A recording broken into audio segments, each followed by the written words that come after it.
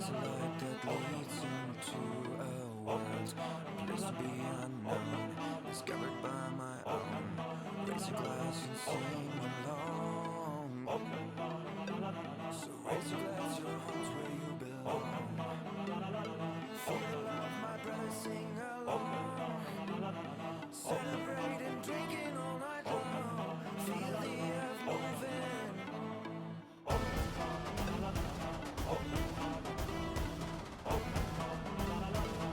Just let it in and let it out.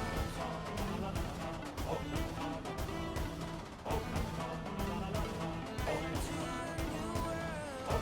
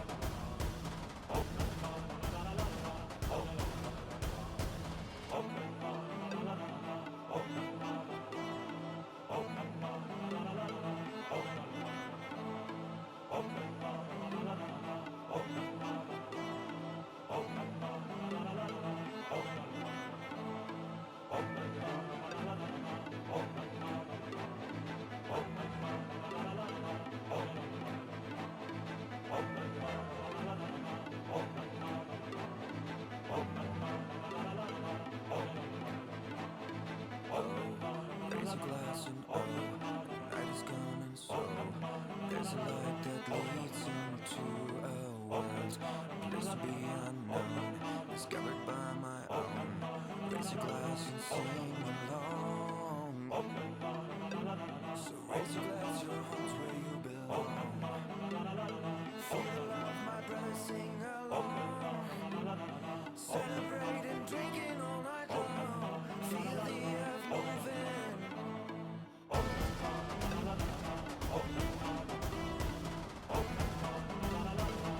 Just let it in and let it out.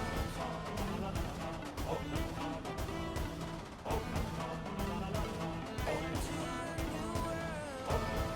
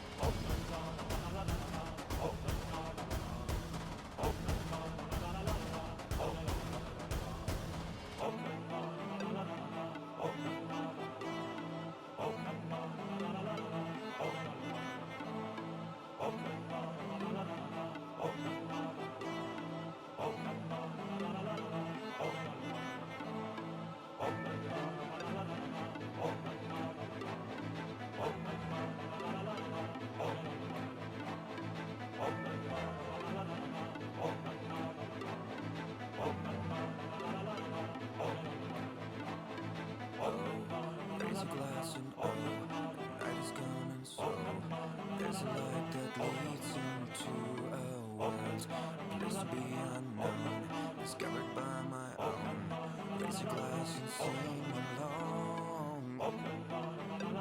So raise your glass, your heart's where you belong. Feel the love, my brother, sing along. Celebrating, drinking all night long. Feel the earth moving.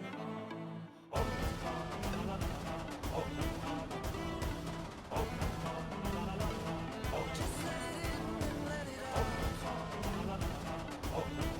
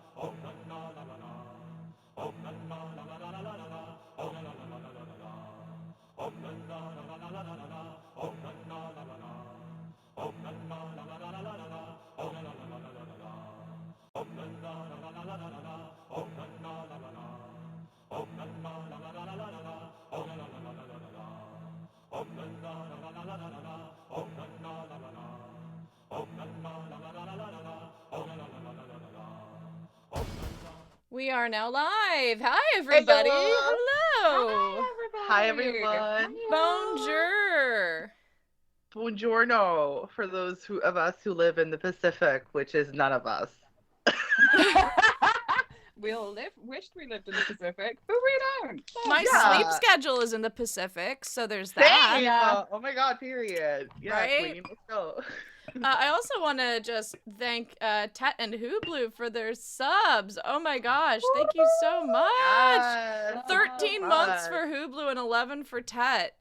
Holy fuck. Tat. Right? Where were you? Where were you for 2 months, Tat? Just saying. I haven't even started drinking yet. Emphasis on yet.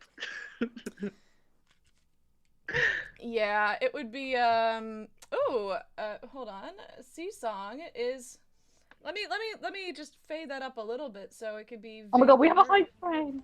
Oh my god, heard. Baldy. Yay! Baldy also subbed. Oh, Baldy! Thank you, Baldy subbed because Anonymous he is cool. cheerer for thank you. Thank you so much for the cheer. Thank you. Okay.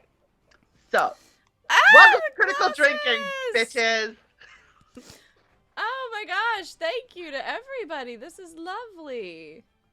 This is lovely. You guys are being so nice. And for what? We haven't done anything. We haven't done Vancouver by anything Night yet. is here. Speaking of folks that are in the Pacific, thank you, Vancouver by Night. Hello. Thank you. Hello. Oh, we've got a hype train going. Period. Ah! We Woo! should... Choo-choo, motherfuckers! I didn't realize that by writing lasagna, lasagna, lasagna, lasagna, that would go in the hype train. Not well known. It works. We love lasagna in this house. Yes, we do. Lasagna train. Yeah. Beautiful. I also feel like since it's been a minute since we've recapped what the lasagna train is about, my roommate was at a bar on St. Patrick's Day, and he and his girlfriend said sláinte before downing a drink. And someone next to them said, "People are always saying lasagna when they drink. What's up with that?" And it took a really long time for the two groups of people talking to kind of like finally realize they were talking about the same word and the same toast. Like an embarrassing amount of time. Yeah. Yeah. And but then Yeah, it ended I up love being So- lasagna by the end of the night. So, Lasagna. Lasagna. yes, lasagna. All right. Welcome to Critical Drinking, where we drink to lasagna. Today we are going to recap what happened in the last episode of Hyperion, which was 2 weeks ago, and continue on with our campaign for this episode. So, any of the players want to try and recap what happened in the last episode of Hyperion, please? Actually, we should probably introduce ourselves first. Hi, I'm Nacho. I am the game master, and I am the creator of Hyperion. I am everyone. I'm God. Hi, and I'm drinking white wine. I'm drinking Albarino. So yeah, Emily. Hi, I'm Emily. I am Arsinoe, and she is a bard. She is a cult leader type, and just overall a piece of work. Tonight I am drinking Diet Coke because, believe you me, I wanted to drink some Fernet on account of the way the week has been going. However, I realized that maybe choosing my health over being mad at the Supreme Court through the means of alcohol, maybe choosing my health would be the better option. But Yeah. the Fernet is only like 10 feet away, so Like if right Nacho there. kills us all. We'll If you're see. gonna jeopardize your health, jeopardize your health out of love rather than out of fuck you, Supreme Court. Because as Yeah. we've all established, the Supreme Court doesn't care. I was about to say, yeah, the Supreme Court does not care about my health and well-being. No. So if anything, I'm just being a good American and following their example if I choose to drink. It's called patriotism. Yeah, and if you could also carry a gun around, that would be great. Anyway. I think I'm clipping this and putting it on TikTok. Just dunking on America. Yep. Yeah. Yeah. I was also super depressed like the last 2 days. I wrote a tweet at 5 a.m. saying like I'm so fucking sad. I don't know what to do because like Oh. it was like it really felt like the world was gonna end. But we're okay. We're here. Hi. Welcome to Hyperion. Oh man. Sorry. Yes, we're here to bring the fun to your Sunday. Yes. I Emily, was like, there's about four other rights that are about to go out the window in like 5 minutes too. It's amazing. yeah. Don't worry, we're right behind you as well. Emily, the offer of marriage is always open. Thank you very much. I may take you up on that. I never Afraid I thought there'd be a time where just having like a UK British passport. Like I was like, no one's ever going to want to marry me for my passport, and now I'm like, maybe. Yeah, you got Americans. you got a big country full of people. Hell yes. So many candidates. Yeah. I was gonna say cunts, but Also yes. Also yes. Verity, why don't you go ahead and present yourself? Sorry. V. Hi. I present myself. Hi, I'm V. I use she, they pronouns, and I am drinking tap water from River Thames. I hope it doesn't have any diseases, because I take 20 pills a day now. Yay. Baby. They just found some awful. They just found like polio in the London water. I something like saw that. that. Yeah. So What the fuck is going on with the world? Yeah. And the best thing is it's polio from people's poop. I had very nearly messaged you guys like, hey, so like, why are y'all getting polio now? Because it's something like 40 no one's people. got it yet. Oh, have people got it now? Yeah, because the polio is from their stool. Sorry, I can hear the like seafaring jaunty music while I'm talking about Londoners' can't hear stool, and it is really. Is it a contrast? Is It's it? very sweet Yeah. of us. It's I like working. It's working for me, is what I'm saying. Yeah. As Mega's been put it, Pooplio. It's Pooplio. rife in London. Oh my god, I Pooplio! love that Pokemon. My favorite Pokemon. You see, it's the one Pokemon I don't want to catch. And Alongside Pokemon. and Hublu says that they can't hear the seafaring music, so I've bumped it up a little bit. So hopefully now no. it's a little more audible. I'm trying There not to is- bump it up too much. There is seafaring music. If you can't hear it, Nacho's going to have to sing it for the entirety of the stream. Yes. You're welcome. While talking. I don't know how that will work. It'll be like vocal masturbation, but I'll make it happen. Beatbox, motherfucker.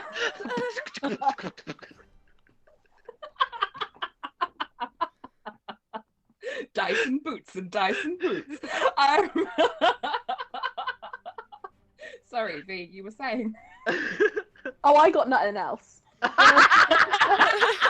Oh, I'm playing someone. I am playing. I was about to tell you about my Monday night campaign character. That's not who I am today. I don't know who I am today. Today I'm Pax, the druid Furbolg. There you God, go. Got yeah, there. it's been a couple of weeks. I got that. Who is a baker, and whose wife is expecting a baby. She is also a she. Too cute. They had to go to a wizard to help to have a baby. Too cute. It's super cute. All right, Sarah. Sorry.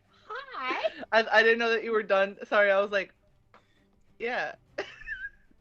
That's fine. Stream silence is good, right? That's how Twitch works. Everybody likes silence. Everyone knows that. That's the best part of any Twitch stream is the silence.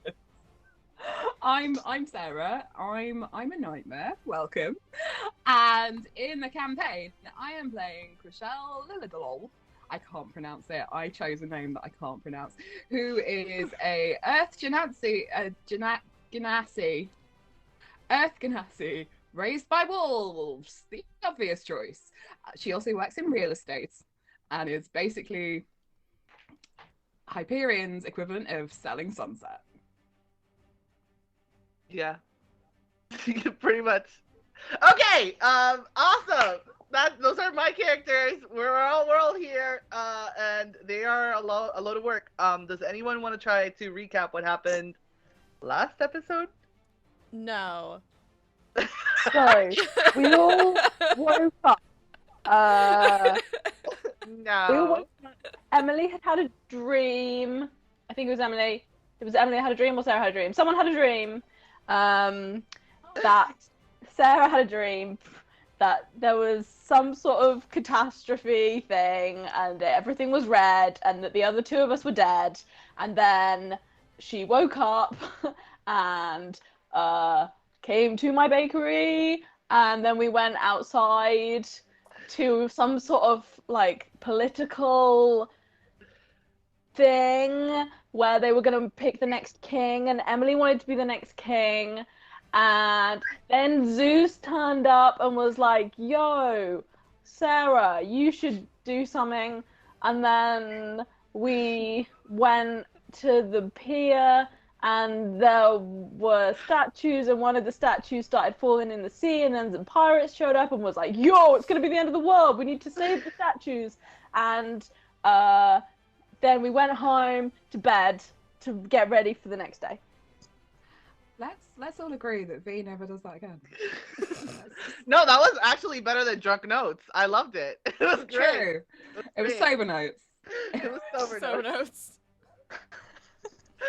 notes. Well, I think we, encompassed most of the things that happened in the first campaign. There might have been some crucial details that they left out, but it's okay. It's okay. We're here to learn. It's a learning experience. So without further ado, are you guys ready to start season 3, episode 2? I am. I just want to make one quick note for folks. Feel free to check out the point buys. There might be one or two things that you're inclined to use during the show, since there are a few things that are new and different and exciting. Hell yeah. And Also, then there are we also doing be the- stream stickers. There's maybe new stream stickers, maybe. Maybe. Possibly. We'll see. Possibly stream stickers. And also, if anyone wants to drink along, it is not vital, but we are critical drinking. And we have effectively ruined D&D by turning it into a drinking game. So if anyone would like to join in, you are more than welcome, friends, but don't feel obliged, because Nacho and I are here to basically drink for you. So yes, the DM will be getting drunk as the campaign is going along. This will be fun. Yeah. I'm not watching We're the having stream. fun. We're So having my fun. internet is garbage. So if anything happens, you have to make sure the others tell me. Because I don't know. I won't know. Mr. Megamanic, thank you very much for the hydrate. We will start doing Woo! hydrate, Thank Nacho. you, Miss Cal. Water. Water. Fuck's sake, you've been doing this for months. Water. Hydrate. Water. Hold on. Nacho was doing a Jess who in the last campaign thought hydrate meant drink more shots. I'm like, yeah, hydrate. Let's go. Nearly died. Yeah. Yeah. If anyone's wondering, I'm drinking vodka with elderflower in it because I'm fancy. Fuck is elderflower? Sounds really fancy. Elderflower. It's Look, it's fancy. delicious. It's in a bottle. Look at the bottle. That's how you know it's fancy. You're right. You're right. My dog is being ñoño. Oh, baby. Okay, without further ado, I think it's safe to say that we're ready to start episode 2, right? We'll All find right. out. We'll find out. Okay. We shall see. So, after the last episode, our adventurers set off and went home. They prepared for bed, where they had dreams about their patrons, respective patrons, and they provided some guidance in this dire time of need. It is the next morning now, and there is a load of ruckus going on in the city plaza. What does our Sinoe do to get ready for the big day of the elections? Arsinoe sort of looks out and hears all the commotion and, like, nods to herself in approval and gets dressed up in her very best all-white power suit. And Amazing. it, just kind of puts a little extra, like, pin in her hair so it has a little extra sparkle and it's just like, today's the day! And is trying to push out of her mind the very disheartening conversation she had with her patron the night before. She's just going to worry about girl bossing and everything will fall into place. That is her assumption. Is there anyone else in the apartment with you, or is it just you? Oh, it is just her. She's not dealing with anyone else's bullshit this morning. It is just her. Amazing. Okay. What does Pax's morning look like? Pax's morning looks like waking up probably with the sunrise. I'm just thinking about whether or not digital clocks exist in this world. They can. Sure. Gets up nice and early. Still got, whether there's an election day or it's the end of the world or not, bread's got to be baked. And things have got to be prepared for the day in the bakery. So Pax will probably get up and kiss her wife and then go downstairs to do some work. Amazing. What does Krishal's morning look like? So Chriselle gets out of bed and she kisses 2 photos by her bed. One of Siren, who she had a quick chat with overnight. And it was all good. So she's just gonna lay one on him. And then another one of 2 wolves who are touching noses, who are her mom and dad for all intents and purposes. Then she gets up. It's about 5 a.m. She does about 3 hours of yoga, followed by a sea kelp and broccoli smoothie. And then her makeup artist and hairstylist come round and they're there for about an hour and a half. So by the time that's finished and she's got dressed and she's made a few calls, it's probably midday. Okay. So I assume that now it's midday because Krishal has established that it is midday. So at this point, you hear the announcer for the Royal Palace being like, All right, everyone, gather round, gather round. We are ready to start today's election. I guess. We only received a couple candidates. We didn't receive a lot, but nonetheless, we are ready to go, I think. And the people of Hyperion Capital City are like, okay. So they're just like randomly, like, they're just like walking in by filtration. They're like not really sure that this is actually an official thing that's going on. Also, they're like concerned about their houses getting flooded because statues started to sink. So everyone in the common folk is just kind of like, I don't think this is worth it. Just cause like my house is gonna like fucking drown. So yeah, they're like really hesitant about going up to these elections. And then as the city announcer is talking, one of the lower ranked officers walks up to him and whispers into his ear, and he's like, oh my, well, I have been informed that we are going through the apocalypse.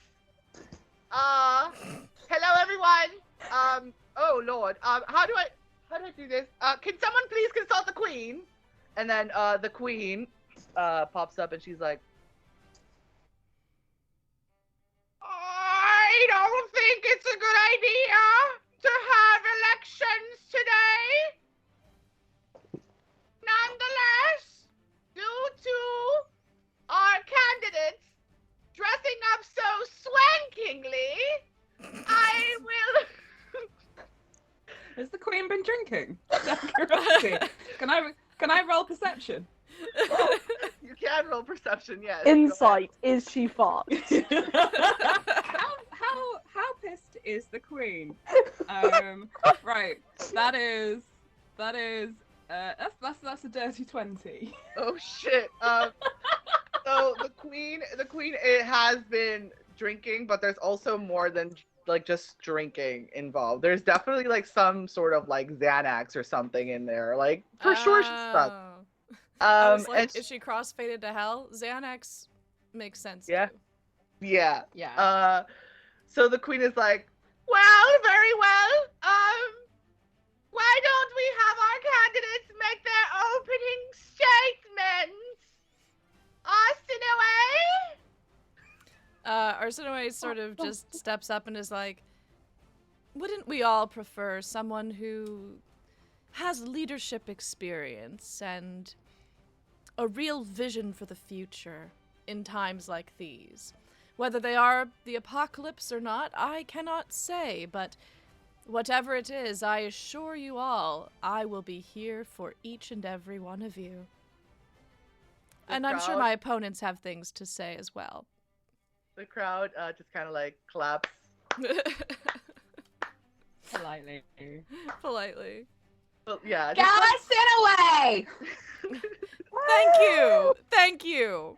All right, very well. She does the Theresa May shuffle, only backwards off the stage. Yes. All right, very well. Steven, you're next. Steven!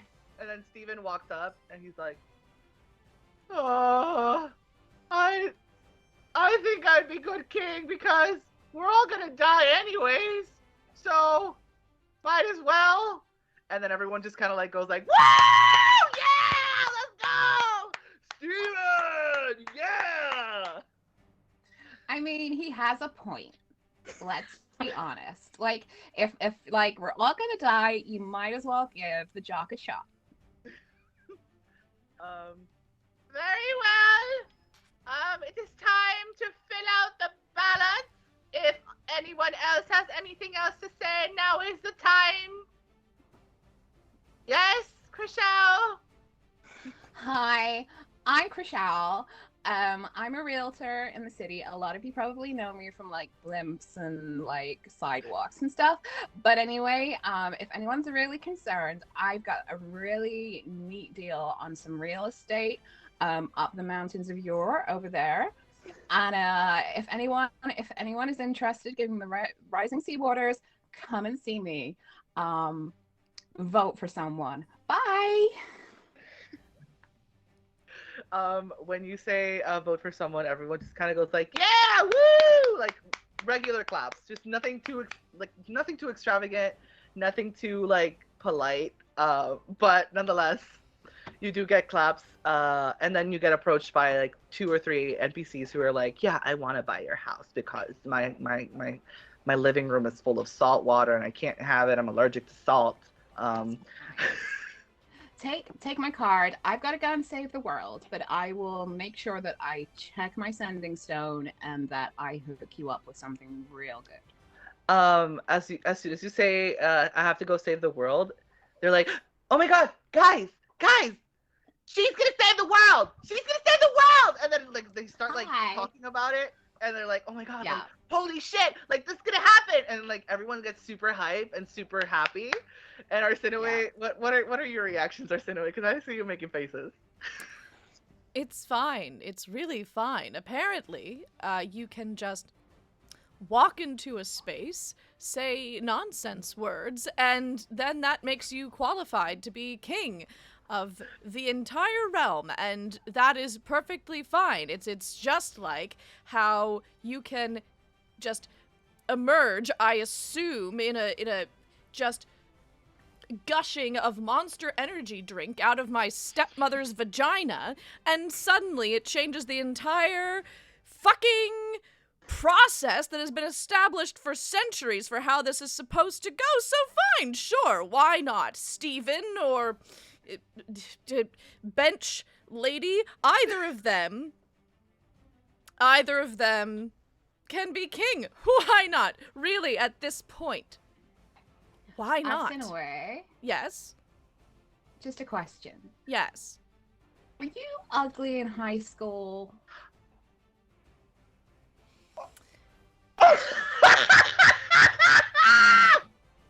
Roll initiative. Shot fired. Real? For real? Holy shit. Was I ugly in high school? Interesting question. Yes, why? Oh, because, like, so my experience from the wolf pack is that, you know, like, the pups that were ugly and no one likes grew up to be resentful of, like, the other pups. And what it did was, like, even though they were great, it made them really hard to like. And, like, do you know what I mean? Like, no one wants to be in a pack and be the one that no one likes. So, what I'm hearing is that you're telling me that despite the fact that I have been told from the day that I was born that I was intended to take over during these times, that I was given very explicit prophecies, prepped by all of these people for these events, and suddenly everything isn't going the way it was planned, and I'm not taking it very well. Therefore, I should take everything with more grace, because presumably it has more to do with my being ugly as a child than it does with, say, any of the other bits of information I've just presented you with. I'm also intuiting that you're finding me unlikable, which I am indifferent to, but it does seem a bit petty at this juncture, Your Highness. Oh, no. So what I'm saying is, like, Pax and I are your friends, like, we're your ride or dies. Sure. But sometimes you give off vibes. Do you know what I mean? And those vibes have to come from somewhere. So it could be, as I say, ugly in high school, or it could be a sense of entitlement, which is, like, a thing that you may just posited. But, like, either way, like, it will happen eventually. You just have to manifest, like, do the rituals. But, you know, maybe now is not the time. Maybe we save the world first, and then people recognize your deep self-worth and the fact that you are, deep down, a lovely person. Thank you, Chriselle. I'll write in my dream journal about it right now. And Arsinoe takes out her notepad and starts furiously writing in it. And it's just like, I'm writing with a lot of intensity because these dreams are vivid. Thank you for suggesting it. Oh my god, you're like so welcome. Would anybody like a cinnamon bun just to, calm the air?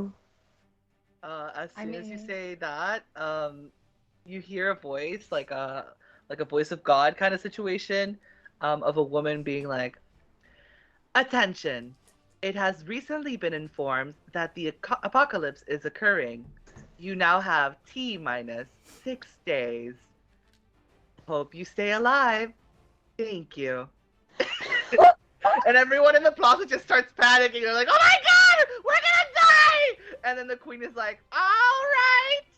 If there are any more questions regarding the election process, please do not hesitate to let my assistant here know."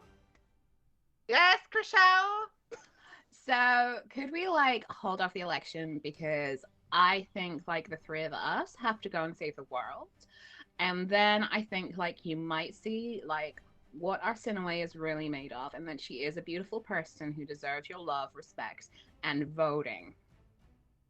Who is the wonderful person? I didn't quite catch that. Like basically, can you hold off with the whole king thing until like we get back? Oh, very well. And then she just kind of like turns around and scurries off. She's like a very small queen. She's like very, very petite. Uh, and The queen is 4 inches high. yeah, she's like 4 inches high. She's like not tall, Canonically. canonically. And as she does that, the guard kind of like turns around behind her and like picks her up and puts her in his hands in like a little cushion and walks away. They both walk away. Okay, so everyone's panicking in the plaza. There's been this great announcement that the apocalypse is going on.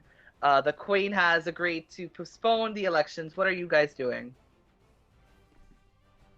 Well, I think we should probably get back to the big old boat that we were on yesterday. Now that this is all wrapped up, I should probably just pop in and say goodbye to my wife if it's gonna be a long trip. But other than that, do we need supplies? Or do we just go into the sea?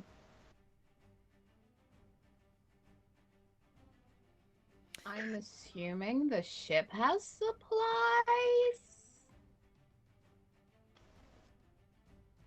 Oh, I You're- suppose if they're any good of a ship, then they would have supplies. That does make sense, yes. Yeah. You're I correct, don't yes. Yeah. even really know what you need for the seas anyway.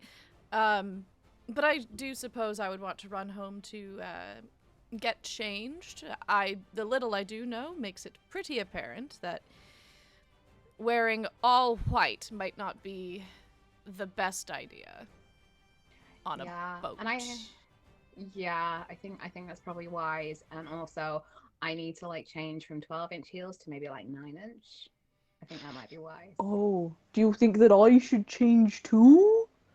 Pax looks down and it's literally just the same thing she wears every day. She probably has like 12 of the same, like Oh aprons. my god. Pax, you look so beautiful, and if you're comfortable, I think you should wear what you want to wear. Oh, that's very kind. I'll wear this then. I like this. I agree that you look great. Oh, In the you guys span best. in the span of like 5 minutes, the whole plaza, which was like filled with people, has gone completely quiet. Everyone's home. They're like making preparations for apocalypse situations. Some of them are grabbing buckets and like scooping the water out of their houses, because it's rising pretty quickly. And as you see people do that, as you see people prepare themselves for what's to come, you also see one of the 6 remaining statues start to sink.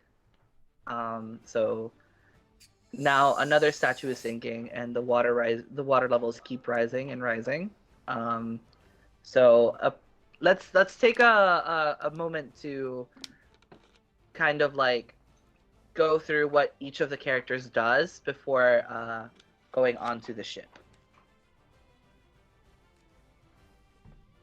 Pax starting- is going to pop back to the bakery, and having seen that another statue has gone into the water, is going to try to convince her wife to close the bakery for a few days while she's away. And she's going to like pack her up with sort of clothes and things she might need, and any sort of like spare pastries. And she's going to like hail a cab, whatever the equivalent is, and send her off to Pax's sister's house, who lives considerably above sea level. So you're closing up your shop. Yeah, Or- I'm gonna close up shop, send the wife away, make sure that she isn't getting like waterlogged whilst being heavily pregnant all of a sudden. Aw. Alrighty. Because magic. Because magic, yes. As you wave goodbye to your wife, she tells the cab driver to kind of like stop, and she says, "Pax, lovely. You know how we went to a magical wizard and he inseminated me with 6 seeds? Yeah. I have news. Yeah? I have news. We're having 6 children." I thought that he said that it was only meant to be like a chance that one would work. Yeah, there was like a 1% chance of it working, and Oh as wow. the 1%, Well, do we have enough money for this? we will figure it out. And we will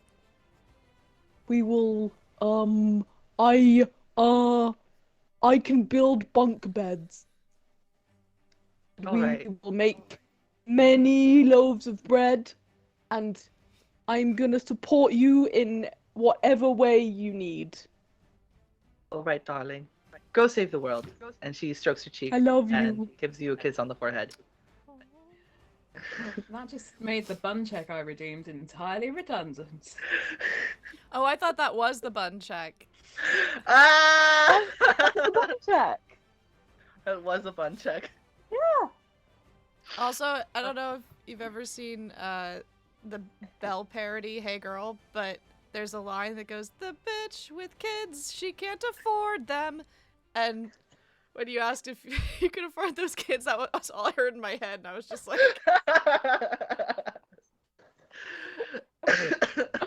Oh god. So the cab just kind of like drives away, leaving a trail of like dust behind it, and it goes off to the mountain top where your sister lives. So As soon as the of- cab drives away, Pax is having a full-blown panic attack. "Oh, sweetest." Krishal, what are you doing? So I go home and I change into a kind of like anime-inspired sailor suit, and I change into 10-inch platform heels with like thigh-high socks, just because that's like a practical thing to wear on a ship. Like And, full-blown magical girl, right? Like full-blown magical girl. Full Okay. blown magical girl. Like it's too cute, right? Love I chuck some things into a bag, and I whistle, and a very small dog comes in through a flap in the front door, and Krishal bends down and she's like, "So, Scooch, I need you to use the network to get a message to Mom and Dad. Tell them I'll be out of town for a while. I'll still be selling real estate, but tell them that they need to get the pack to higher ground because there's some shit going down." This tiny little dog with one ear bent and one ear standing just kind of like looks at you and tilts its head, not really understanding what you said, and then just kind of like waits for further instruction. Oh, I've said all of this in Wolf, which the dog would understand. Okay. Okay. With that being said in wolf, the dog just kind of like barks at you, yaps, wags its tail, licks your foot, and then leaves. And as it leaves, it just kind of like you see the flap just kind of flinging, and then you hear him scurry off into the distance. Uh, what else are you doing to secure your belongings in your house so that they don't get flooded? Krishal doesn't believe in belongings, so there's like not really much to secure. If anyone needs like a really good cream sofa, they're more than welcome to it. All right, so you just leave the door open and you leave. Yeah, basically. Okay, awesome. So Krishal's ready, Pax is ready. What is Arsinoe doing for?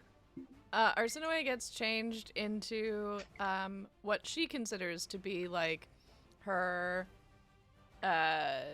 older workout gear. So this is like full just like really extra purple Lululemon set looking vibes. Oh my god. And sneakers. And she's still pretty like angry about the whole situation, and has a debrief with the folks I've been referring to as her handlers, and has a debrief with them about what's going on, and is like, I don't know. Apparently, this is part of it, and it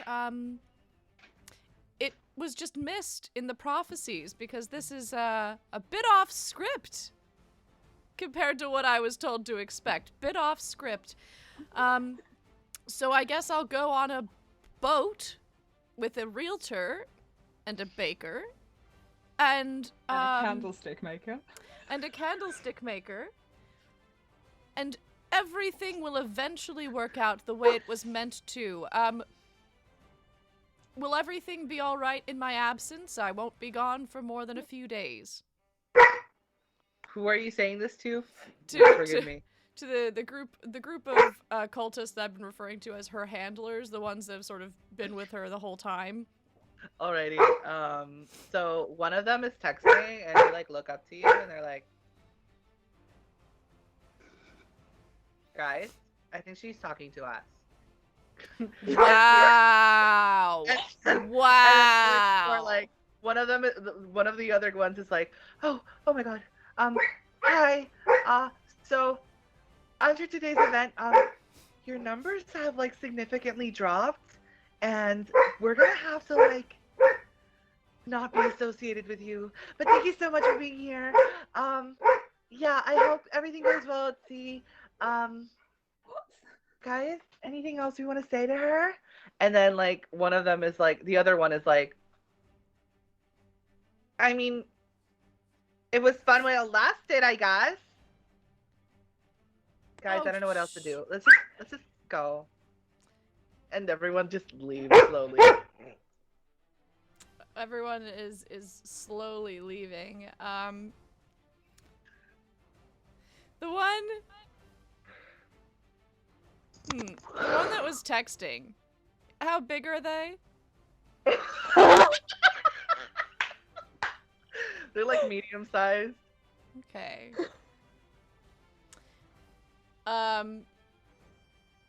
So you know what? I'm gonna go for it. Arsinoe is gonna shoot them. Okay, I guess.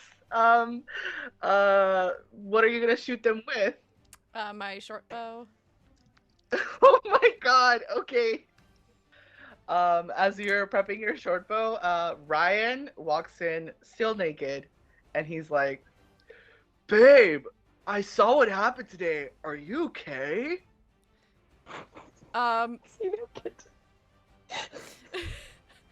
Arsinoe just like bursts into tears, which is a shame because I definitely would have hit. I rolled a 21. But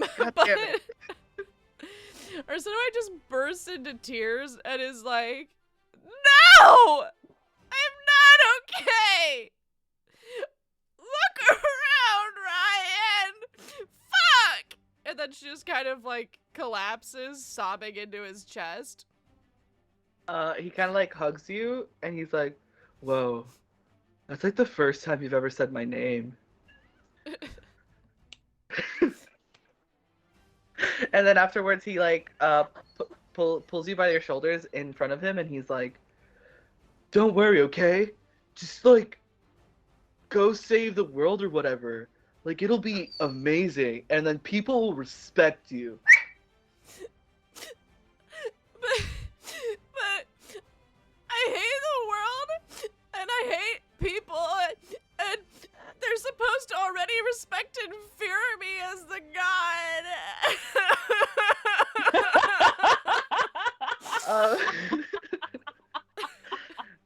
As you're crying, Brian's gonna like grab his hand and bonk you in the head and be like, "Hey, stop it. Let's go. You need to go save the world, my guy." And then he just kind of like scoots you like where he is, like he switches positions with you so that you're in front of the door, and then he grabs your luggage and he's like, "Here you go. Good luck out there." Arsenoi grabs her luggage and just sort of like under her breath to Ryan is like, Can I at least kill the one that won't stop texting? If you kill them, no, that's probably not a good idea. I mean, we all have freedom to do stuff, I guess, but don't kill someone. It's not very vibey, dude. So Okay, I'll kill them when I get back. Okay. Yeah. Okay. Yeah. That seems okay. Okay. And then Ryan just kind of like waves goodbye at you at the open door with his schlong still hanging out. He's like just naked, waving at you. Just like, God damn it. The only person from her past that she has left is Ryan, it seems. Things are going great. So are you guys meeting up before heading to the ship, or are you guys going individually? I feel like we're meeting at the dock, right? All right. So you're meeting at the dock.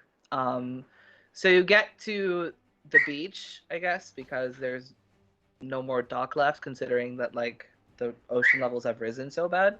You get to the beach, and it's like right next to like this apartment complex. Like the waves start crashing into the apartment complex because again the ocean levels have been rising steadily in the past day. And as you get to the wave crashing building, I guess, you see the ship that you recognize, and you start kind of like waving them down so that they can come get you at the shore. And then Tullius pops up and he's like, "Oi! Everybody, we have company! They're back! They're back!" And then they just kind of like toss a lasso at you to kind of like bring you on board. So you have like this rope thing that you can grab onto and like climb. Can everyone roll me a strength check, please? Oh, yes. Athletics check, actually. Oh, athletics. Oh. That's a nat 20, so 21. Period. Okay. Not 20, that's 23. Nice. Woo! 2 drinks! And that is a dirty 24. Woo! We are very dexterous, apparently. We are. Oh, no, So- wait, strength. We are strong. You guys, strong. You guys kind of like see the rope, and y'all don't even like grab onto it. No, y'all just like do that whole ninja thing where you like run in the rope and you just go on top of the ship. Can we when all you do get- Naruto arms? Yes, absolutely. Like we're And trying to when get you into the Area end 51. of the rope, when you get to the end of the rope at the edge of the ship, you do like a front flip and land on your feet and like just like Charlie's Angels pose, like it's almost like it was rehearsed, but it wasn't, so it was amazing. And then Tullius is like,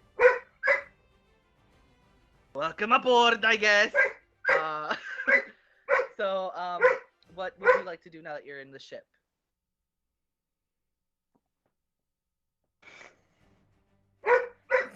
Stop. Calm down. I'm joining in. I'm helping with the dog. I'm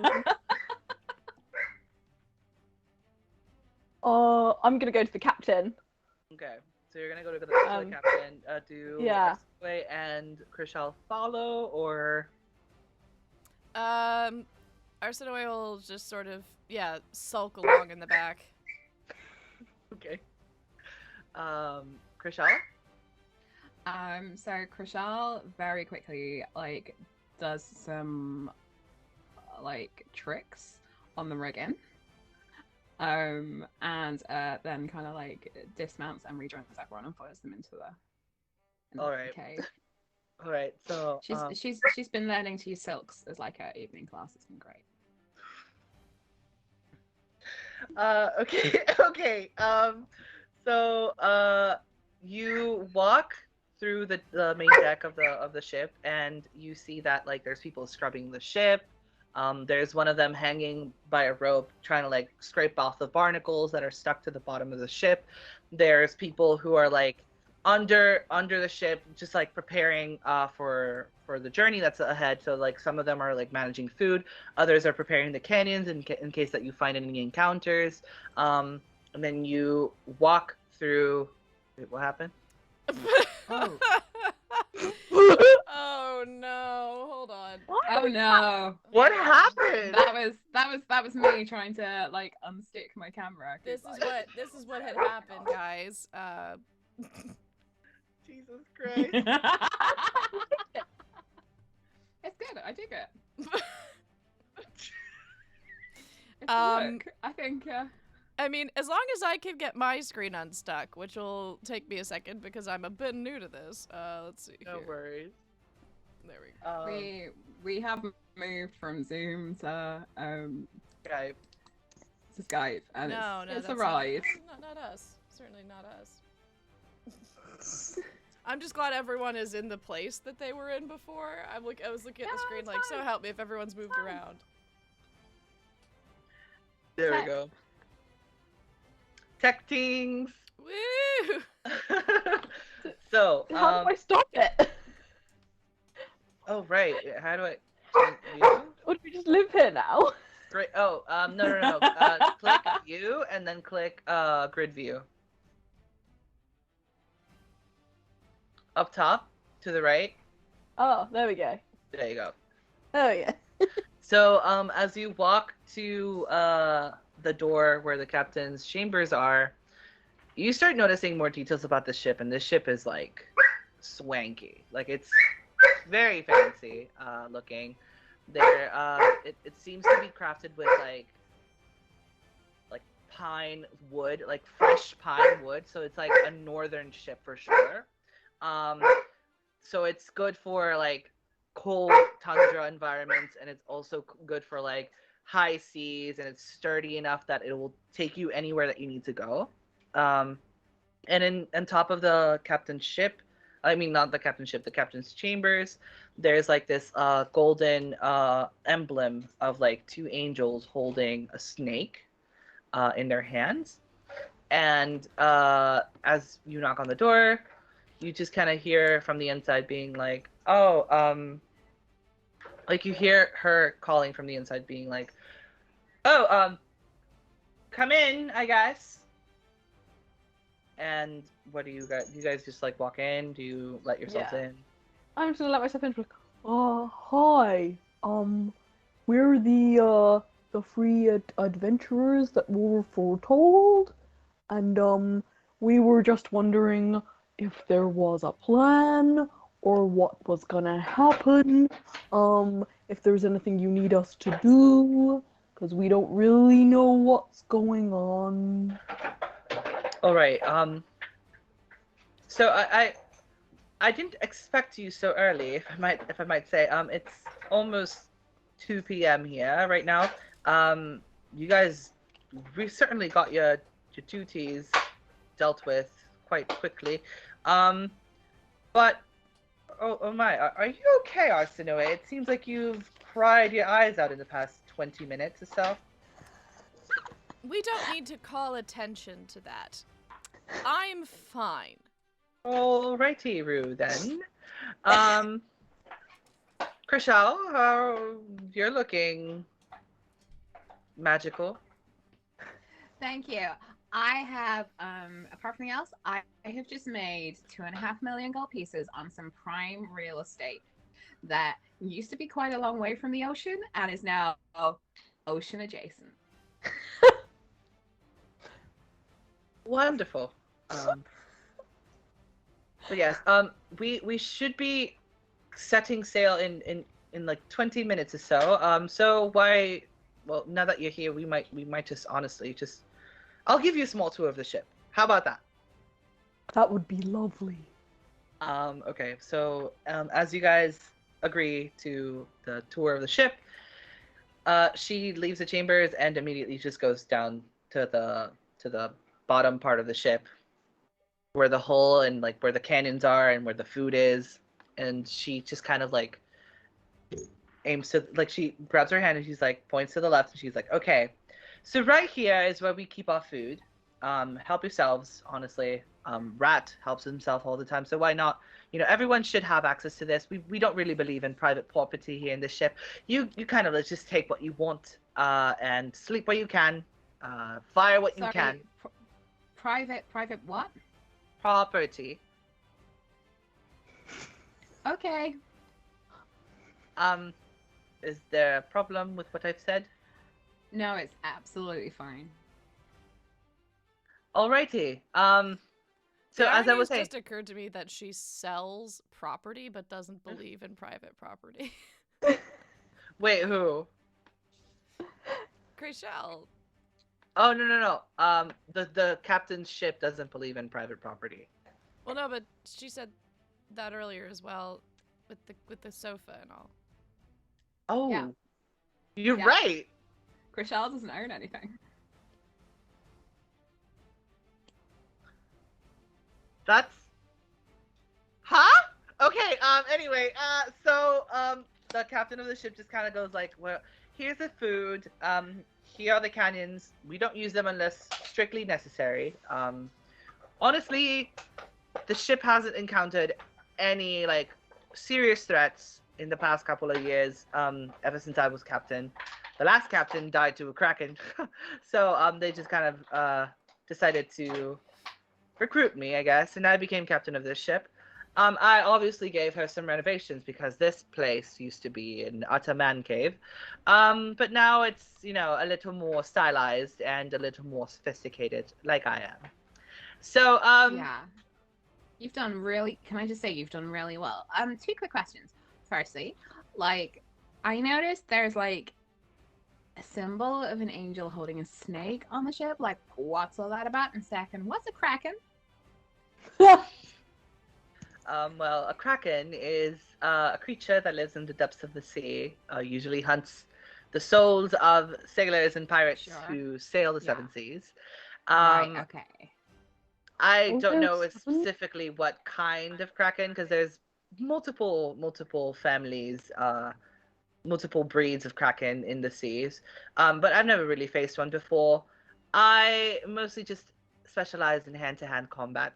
I can disable any enemy that I encounter.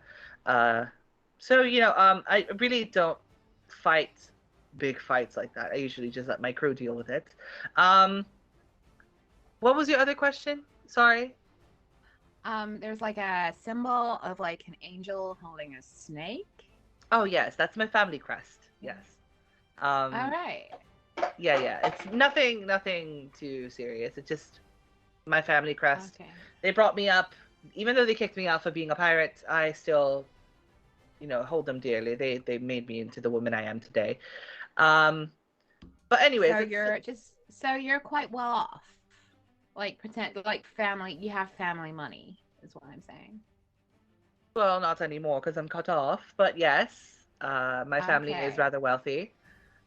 Okay, so like if you're ever in the position to like invest in like really establishing some sort of like land base for yourself, like just let me know because I have contacts all around the coast, including up in the north, and I can probably get you some really good deals because you know you can't be on the sea forever. Captain Fischl just kind of like looks at you blankly, and they're like, "Thank you, Krishal. Anyway, you can set up your stuff in this corner right here. There's about 3 bunks, available bunks. As long as one of you doesn't mind sharing a bunk with Tullius, then you guys should be fine. I will not be Who's- sharing a bunk. Who's Talius? The loudmouth who brought you on board in the first time. Oh yeah, no, sure, got it. All right. No one. So you don't want to share a bunk. So that's. I need to make extra preparations for that. You know what? Tullius can sleep on the floor. He doesn't mind. He's a rat, anyways. Well, rat's a rat. He's just sexist. So might as well sleep on the floor. Okay, so wonderful. You have your bunks.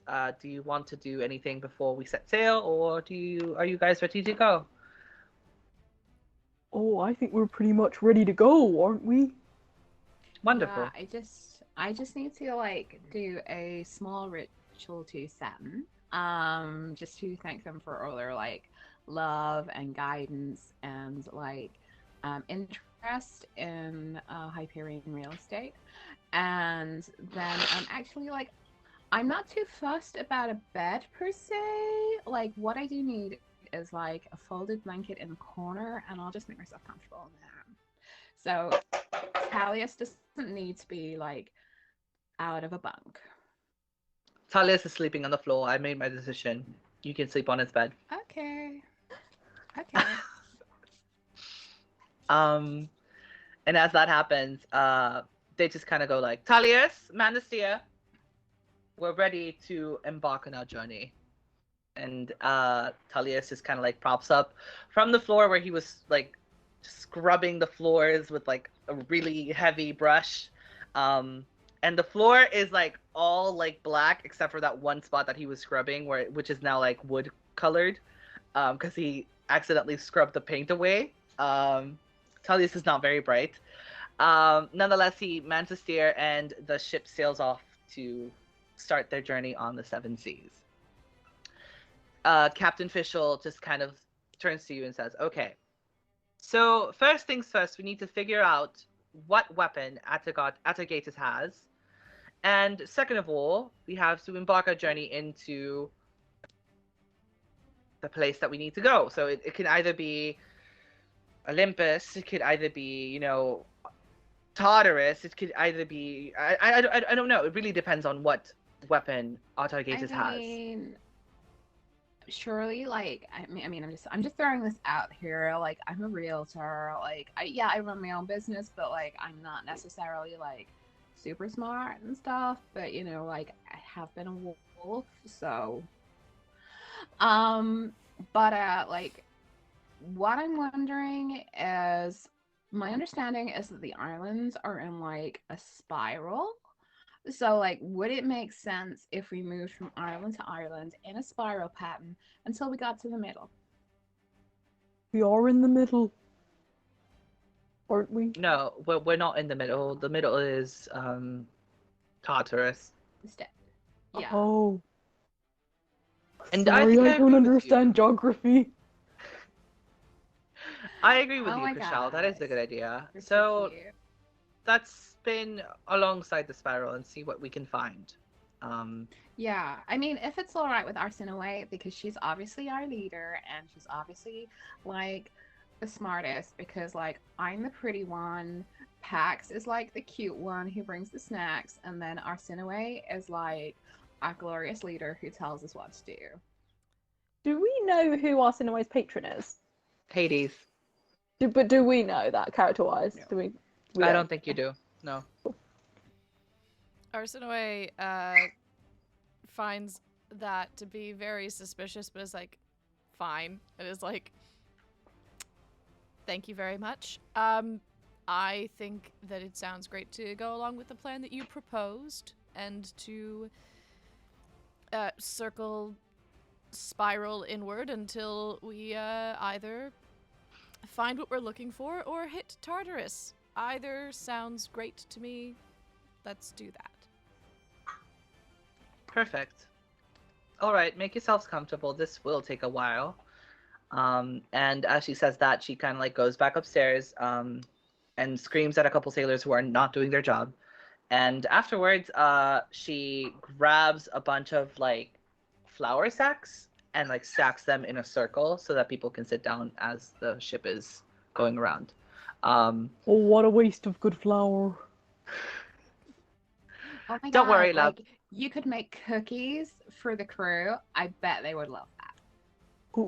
Would you like me to make cookies? I can make cookies. Why not? Yeah, so the captain just kind of like sits along with their crew. They invite you to sit with them, and they set sail off to the first island.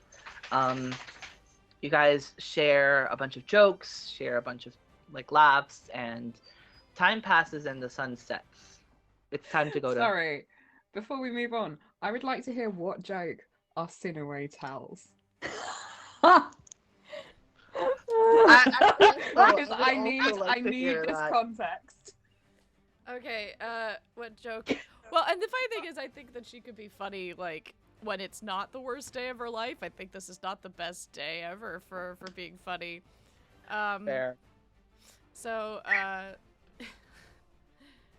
let's see here. What do you call someone with a penis who gets in a fight with anyone stronger than they are? I don't know. What do you call a person with a penis who gets into a fight with someone stronger than they are? Dismembered.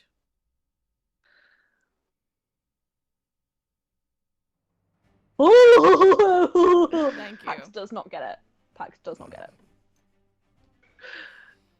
Captain Fischl just kind of like chuckles to herself and then sips back some beer. Yes. Tullius is like laughing really loud, but only because he wants to sleep with you. God, it's a wonderful day to be alive.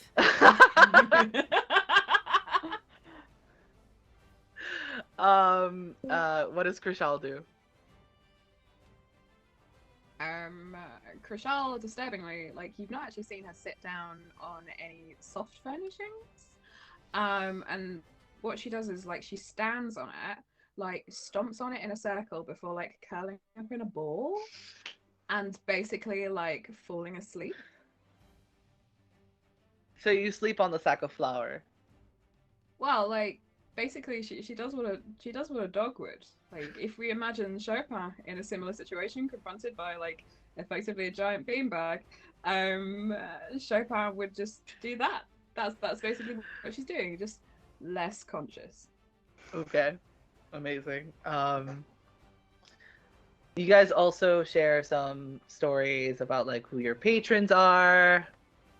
So kind of we can honestly talk about this as a role playing thing. Let's go ahead and role play how you encountered your patron, who your patron is. Make it I come totally alive. remember that. Oh, have you ever talked to God? Which one? Unfortunately. Oh, any of them. I had a lovely chat with my patron Demeter the other night. She's gonna look after my wife while I'm away. Which I'm very glad about, because I'm worried that I'm not gonna be there for her in her time of need, especially as we're about to have 6 babies. That is a lot of babies. You're having how many babies? 6. Holy shit. Oh my god, that's a lot. You're gonna need somewhere bigger to live, right? So Oh, we don't really have much money. that's all right. Like, I'll find you somewhere super cheap, and I'll help you build, like, I don't know, like, is it like a litter where, like, the babies all sleep on top of the mom, or I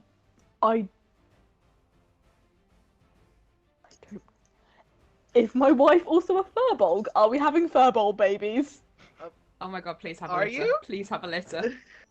Let's say yes. Let's say my wife is also a furbolg, and we're gonna have a litter of furbolgs. So, yeah. Lady Demeter is also a furbolg. Great. Canon. Canon. Oh, well, I guess so. We, furbolgs normally have about, 3 or 4 in a litter, so 6 is quite a lot. I guess it's like if a human were to have twins or triplets when you did not expect it. It would be very similar indeed, I suppose. Pax, I have witnessed many wolves have litters of like 5 or 6 puppies, and I will be there for you as your friend all the way. Oh, I appreciate that very much. I guess it's probably quite similar, really, in terms of all the, I don't know, teats. Yeah, a lot of teats.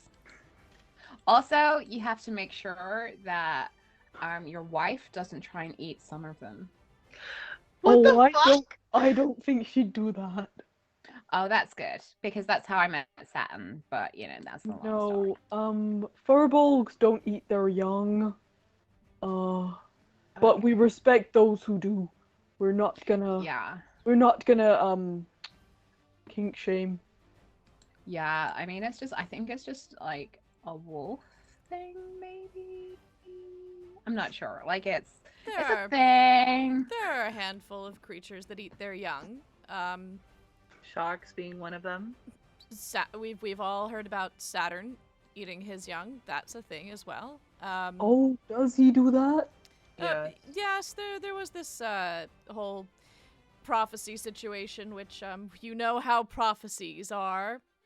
I've never had one.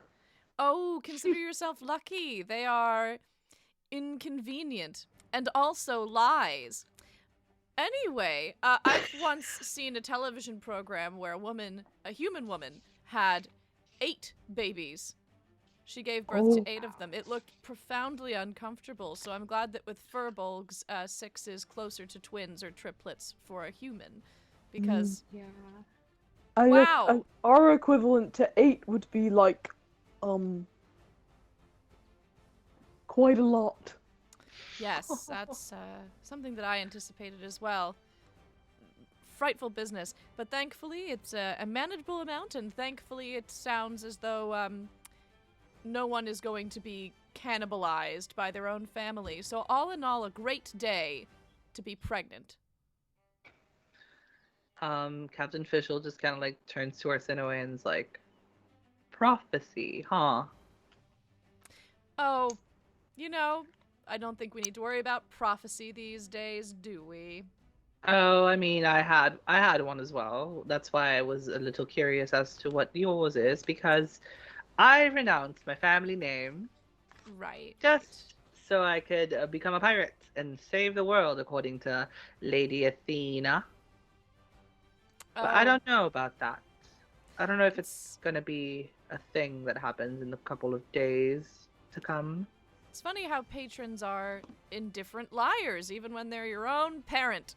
It's, you know, I would love to tell you more about my own prophecy deal, but I'm honestly still processing. It might take me a day or two before I feel prepared to discuss it without committing arson. Who is your patron, if you don't mind me asking? We don't need to talk about that, asshole. I'll tell you some other time. I apologize. I am feeling very raw and impulsive at the moment. I will tell you eventually. I will tell you soon. Captain Fischl just kind of like turns to Tullius and is like, she probably has Rumpelstiltskin.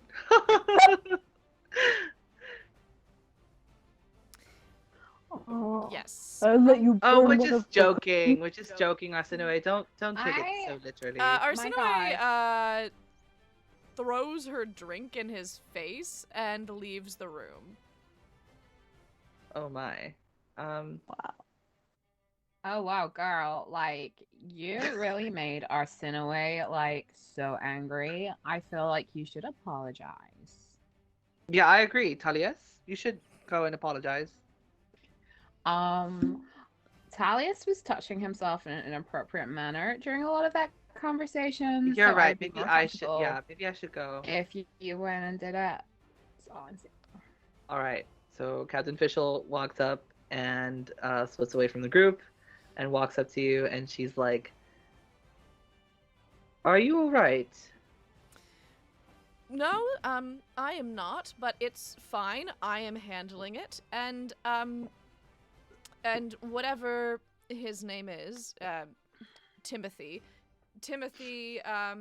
upset me, and frankly, I got the sense that it was to make me feel less powerful or less like a human deserving of any basic respect, which is, apart from being something that's unkind to do to others in general, particularly rich coming from him.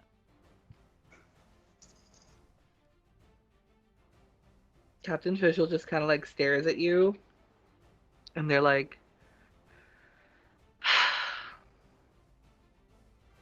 Arsinoe, I understand you quite a lot. It's frustrating living in a man's world when you're a woman. No one takes you seriously, and unfortunately, we have to work 3 times as hard, if not 4 times, just to be taken seriously. I apologize for Talius, and I will throw him overboard for you, if you like. Oh, can I help?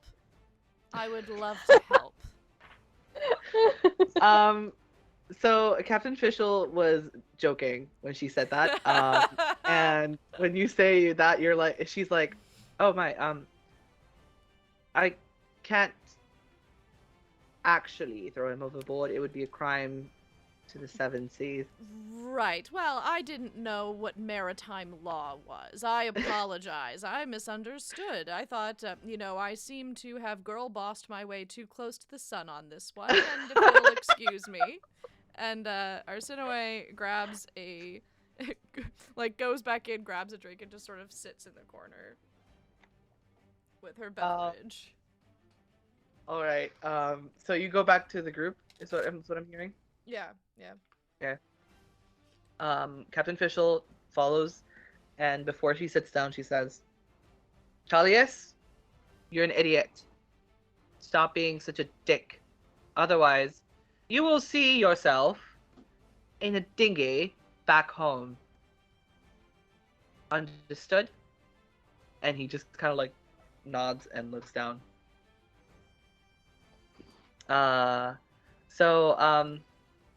What conversation were we having about patrons and such? Let's not bother Arsinoe anymore. She doesn't want to share what her patron is. Yes, just suffice it to say that some people's patrons are mine, and they are horrendous, uncaring assholes. Who would like to talk about their patron next? Thank you. I think we are only missing one person in the circle. Krishao, are you awake? Are you sleeping with your eyes open? Yeah, I am sleeping with my eyes open, but also like sort of awake. It's like a kind of transcendental meditation. So yeah, no, my patron, like I already mentioned, is Saturn. Like he's more like a brother than a patron. Like he turned up one day when like mom was eating some of my brothers and sisters, and he joined in, and it was like so heartwarming and everything. And then like we just sort of like hung out from there, really. Like he's a dude, like fully encouraging of like the career and everything, and like yeah, I mean, who doesn't want to be like patronized by a white man with a beard? Who doesn't? So Captain Fischl joins in laughing, and you guys just have a laugh before falling asleep. And you're all asleep except for Rat at the top of the helm of the ship. And Rat just kind of like sings while everyone is asleep. He's singing pirate songs, and there is literally nothing around but darkness and water and the sound of waves just crashing. And he sings, "My heart is pierced by Cupid. I disdain all glittering gold. There is no soul can console me." And as he finishes that line, you hear a woman saying, "But my jolly sailor boy." And here's where we're gonna take a break. Um,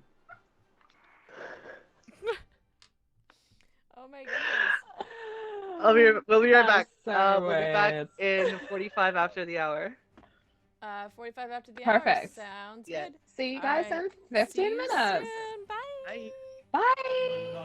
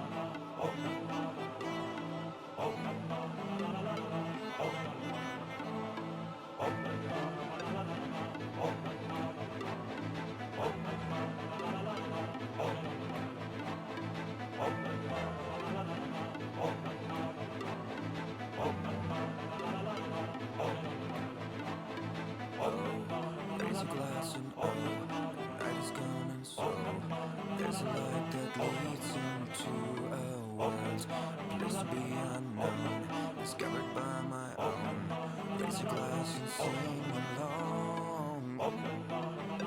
So raise your glass, your home's where you belong. Feel the love, my brother, sing along. Celebrating, drinking all night long. Feel the earth moving.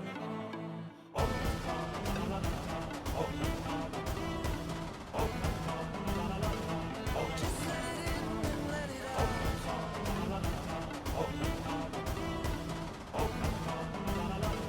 Into a new world.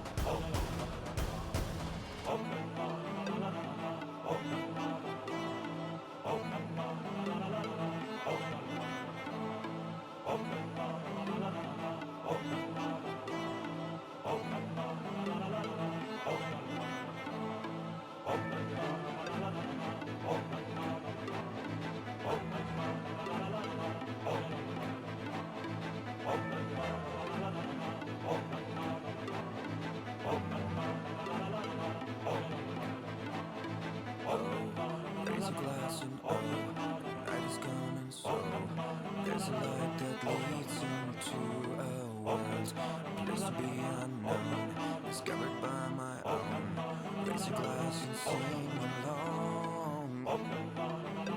So raise your glass, your home's where you belong. Feel the love, my brother, sing along. Celebrating, drinking all night long. Feel the earth moving.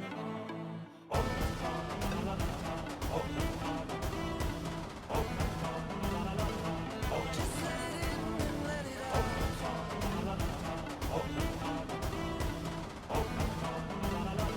Into a new world.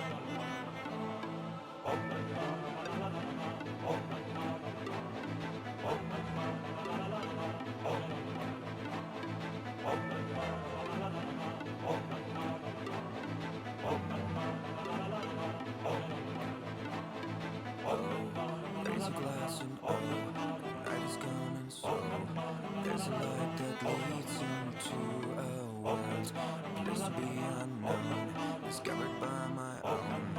Raise a glass and sing along. So raise your glass, your home's where you belong. Feel the love, my brother, sing along.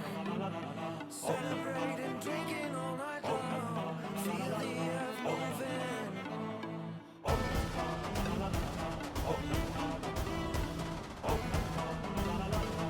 Just let it in and let it out.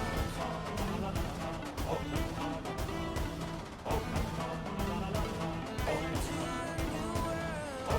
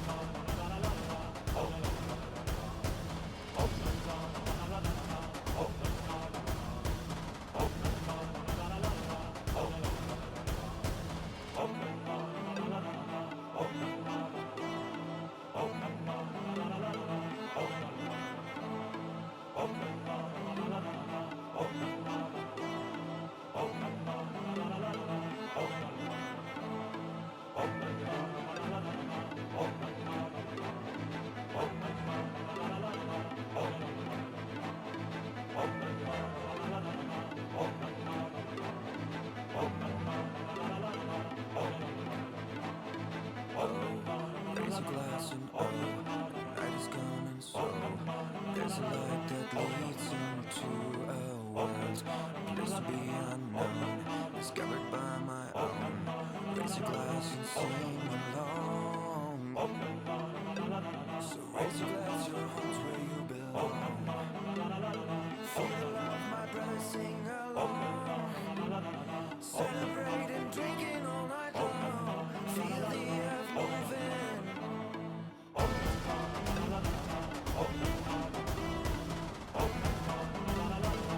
Just let it in and let it out.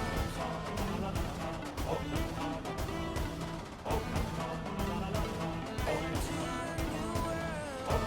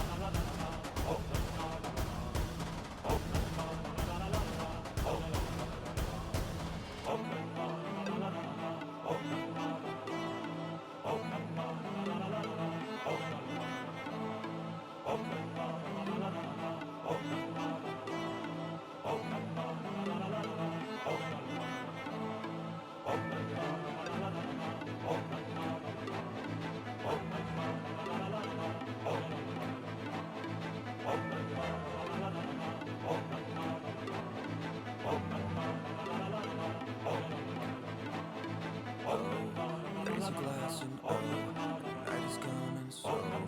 There's a light that leads into a world, a place to be unknown, discovered by my own. Raise your glass and sing along. So raise your glass, your home's where you belong. Feel the love, my brother, sing along. Celebrate and drinking all night long. Feel the earth moving.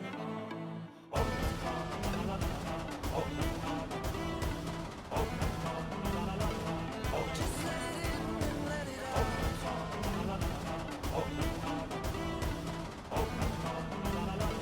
Into a new world.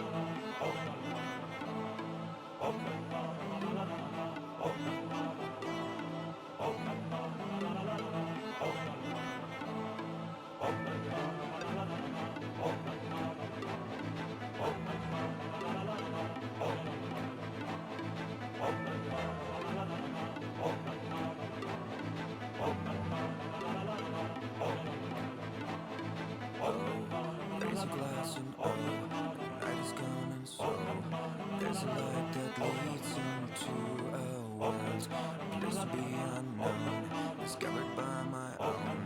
Raise your glass and sing along. So raise your glass, your home's where you belong. Feel the love, my brother, sing along. Celebrate and drinking all night long. Feel the earth moving.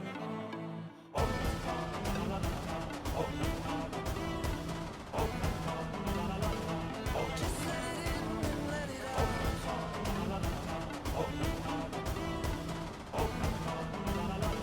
Into a new world.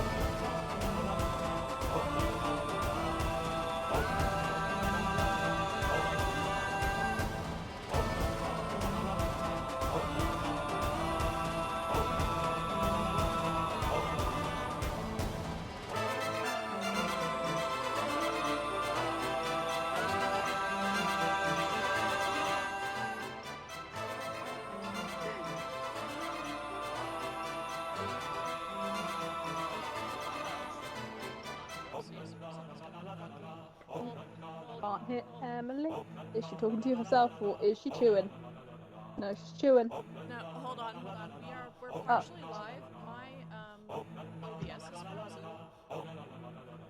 Ooh, look at that. We are. Hold on. Jeez.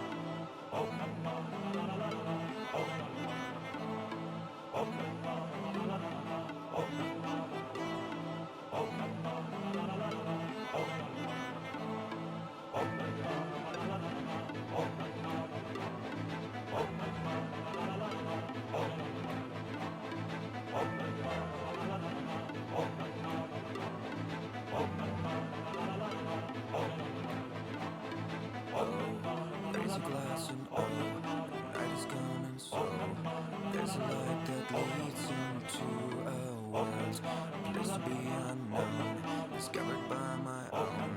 Raise a glass and sing along. So raise your glass, your home's where you belong. Feel the love, my brother, sing along. Celebrate and drinking all night long. Feel the earth moving.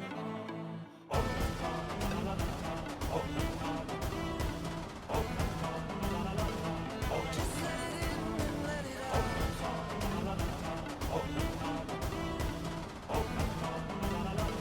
Into a new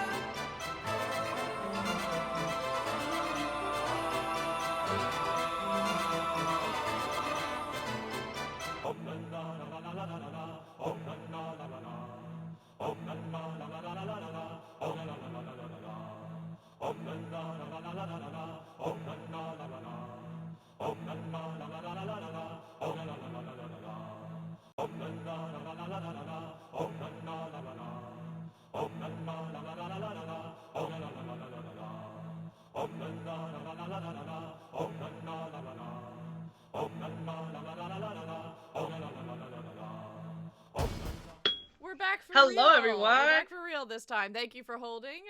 Sorry about the technical difficulties earlier. Stuff happens. So special. So special. I apologize. And it we're never. back. I know it has. Nothing has ever happened on our stream before. That's been technically wonky. So No. I know it was an alarming situation for all involved. Yeah. Absolute professionalism at all times. Absolutely. That's what I'm known for. Welcome to Critical Drinking. Once again, Oh, I'm welcome Nacho. back. I am the DM for today. This campaign called Hyperion: The Legend of the Seven Seas, and the party consists of Pax, our resident Furbolg, Krishal, our Earth Ganassi, and our Sinaway. I don't know your race. Oh, Asimar. Asmir? Asimar, yeah. Okay. Asmar? I forgot. I apologize. I'm the worst. I always forget how to pronounce it, so I just don't say it. I'm like, and Arsinoe exists. That's fair. Last time on Hyperion: The Legend of the Seven Seas, the party was drinking and having fun at the ship when... What happened? What? Did I miss Just something? enjoying. No, it's- Just enjoying. It was just the fact that last time I was like, you mean 15 minutes ago? Yeah, no, yeah. That's what I meant. Oh yeah. So before we went on break, I'm getting foggy. I'm like, am I drunk? Am I drunk? You might be drunk. Have you been on this stream before, Nacho? You know critical drinking where you drink. Welcome to Critical That Drinking one. where we drink. Yes. Oh my god! Jesus I'm Christ. sorry. No. You're like No. Chopin has been so distracting the whole time. Like I would wash that bedding. That bedding got fucked. I am definitely gonna watch this wedding afterwards. Absolutely. Yeah. Literally and figuratively got fucked. Yeah. Who Blue has redeemed hydrate. Oh, Thank So you, we're Kubo. absolutely Oh, wait, no. drunk bitches. thank you so much. I mean, also, next time anyone asks me what I want, I'm going to be like, I want to be fucked like Nacho's bedding, and then I'm going to show them the stream and be like this. You see what that dog's doing? Yeah. Ripped my clothes off like it ripped off the duvet cover.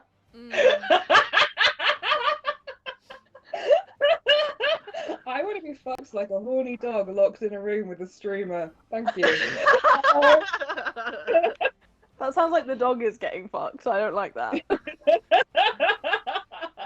Hump me like a rolled up comforter, please. Talk dirty to me, Emily. That's why I sound like doing dirty talk. I'm like, yeah, I'm gonna come over there and I'm gonna do stuff. And you're gonna feel it. Pay no attention to the dog humping the covers in the background. Welcome to Critical Drinking, where we censor my dog. I thought last... we send the dog into a points buy and we just like zoom in on it. We have You laugh, Chopin. but I have that in my power. I can do that. Just like over Nacho's shoulder. Nacho's talking, he's doing particularly emotional, like really important bit of the stream, and then someone buys the Chopin cam, which just goes and just in the background there's a dog like going at it with a pillow. just this right here. Okay, so before we went on break, the party was drinking, having fun, talking about their patrons, and they all fell asleep in a circle at the top of the ship. Well, not the top of the ship, but like, you know, the deck of the ship. And then Rat, who was our resident navigator, is on the top helm of the ship, and he was singing, and then a woman interrupted him singing the same song. So we tune back. Once again, there is just darkness. Nothing to be seen. And just Rat's voice singing in the darkness. When Rat hears this voice of the woman singing back to him, he immediately unsheathes his daggers and looks very closely around him, where he notices a faint glimmer of light coming from the depths of the sea. This light is slowly moving towards the surface, and it seems to shine 3 other figures around it. The figures slowly make their way up to the top, And when they reach the surface, they simply join him in song. Any of this I would woken like- us up? Huh? Has any of this woken us up?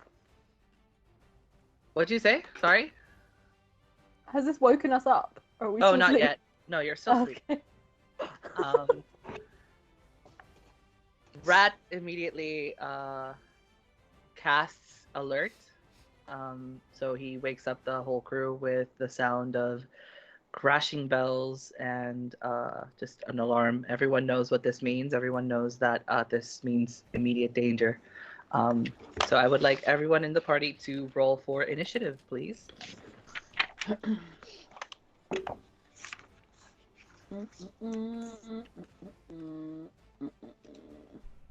Hold on. That's a 2. 14. Ooh. Hold on. I didn't have my character sheets up. NPCs. Natural 20, motherfuckers! 23. Not that means anything in initiative, but I'm gonna drink to that though. That was a good roll. Even so, yeah. Woo! Okay, hold on. Let me pull up the.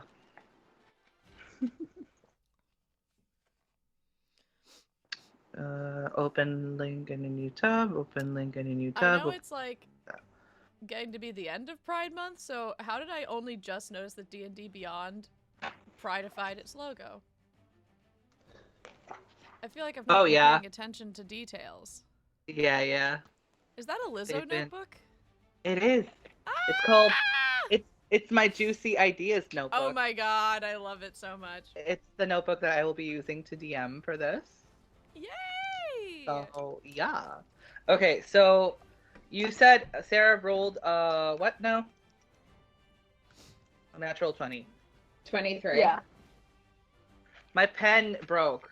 Hold on, I'm trying to. Oh no! No! It's breaking! I mean, you're literally pulling it apart on camera, Nacho. That was.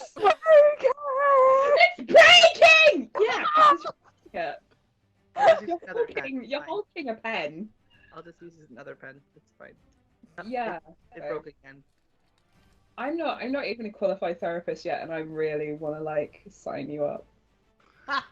Fuck you, Sarah. Okay, We so do a group session once Sarah's a therapist. Is that not what this is? Well, you did make me cry on Monday. That's true. That was a genuine highlight of my week, is making 6 adults cry. And then having to talk them out of it. okay, so you said 23. 23. So Chriselle is first. Mm-hmm. No, my pen isn't working. This could be the longest encounter ever, just because Nacho is going to spend 2.5 hours just going, my pen's not working! For real though. Someone buy Nacho some pens. Someone donate some bits so that Nacho can have a pen. Yeah. With support to buy pet stationery on the stream. Wait, we're running a new campaign called Bix for Bits. Oh my gosh. Okay, so who else? What else? That's What did you right. roll? Emily. Oh, I got a 14, I think. Let me double check. I just yeah, realised I'm on the that's a wrong character sheet. That's a 14. Okay. I'm on the wrong character sheet. I had a completely different character open. Hi, we're Critical Drinking. We good at this, guys. I've played this game before. Yeah, We've I've done done it too. Critical Drinking. 3 We've done whole D&D before. times. I've I had the fun. The fun. Okay, so Okay, V's crashed. Oh god. hey, are you crushing? Are you crushing? Are you rolling again? Cause No, let's stick with it. okay, so you rolled a 2. Got a 2. Okay, hold on. Water elemental. Water elemental. I guess. Mhm. And what's the name of the other one? Okay.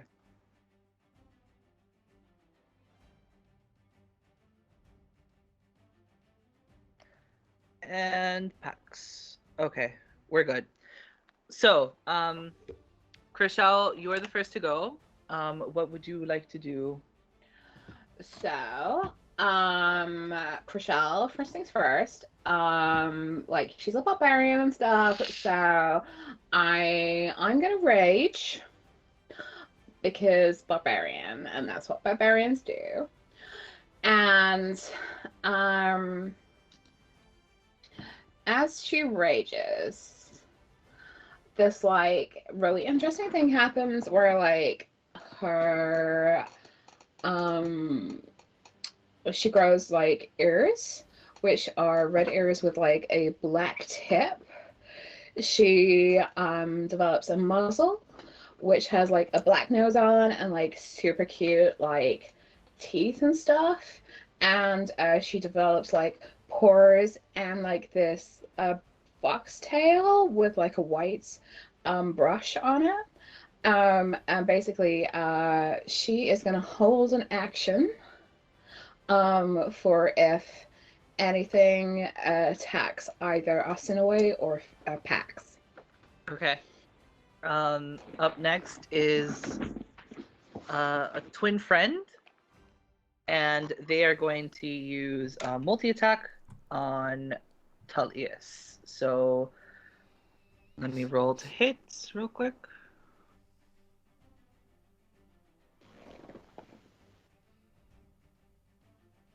Hold on. I'm looking at my character sheet now, and Pax is a lover, not a fighter. I made What's this? decisions. Now there are consequences. That hits. And they are going to take 8 damage. They're taking a lot of damage. That's all I'm gonna say. Who's taking damage? Just so we know what's the kind of layout of this. Okay. So, sorry, I apologize. This is my first time running this. So, in the water, there's currently a twin friend, which you know is a mermaid with 2 heads, one to seduce and the other one to devour. There is a deep sea beauty, which is the light that you see flashing across and swimming to the surface. There is a water elemental, which is very strong, and there is a merfolk, a common merfolk. So right now, Tullius is going to take 18 damage because the twin friend got close enough to use a multi-attack, which is 2 claws and 1 bite. They take psychic damage and piercing damage, so, and they don't have any immunities to that, so they're scratched up right now. Up next is Rat. So Rat is at the top of the helm of the ship, and he is going to cast Hunter's Mark on the water elemental. And then he will use his bonus action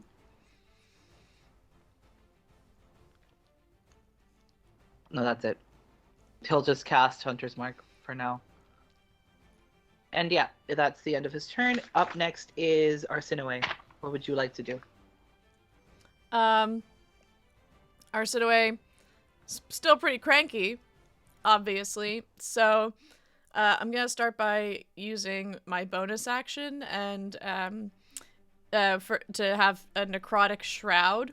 Once per long rest as an action, you can transform, causing all within 10 feet to make a charisma saving throw, DC 15, or be frightened of you until the end of your next turn. This lasts for a minute, or until you end it as a bonus action. Once on your turn, you can have one attack or spell deal 5 points of extra necrotic damage to one target. All right, what target are you gonna go for? Oh, I mean, so the necrotic shroud is just like it's like a rage, I guess, kind of, almost. Okay. I mean, it isn't like it, but you know what I mean in terms of it's an effect that lasts for a minute. And then as for an attack, how are are 3 enemies situated exactly, like in relation to other people and one another? Okay, so you have the deep sea beauty coming up to the side of your ship, like it's like right there. I would say like 15 feet away from you, like climbing Okay. up the ship's side. You have the water elemental, which has simply just crashed into the middle of the deck, and is just standing there in top of the deck. Then you have the twin friend who is working its way on the opposite side of so I would say 25 feet away from you. And you have the merfolk, which is following the twin friend. Okay. Cool.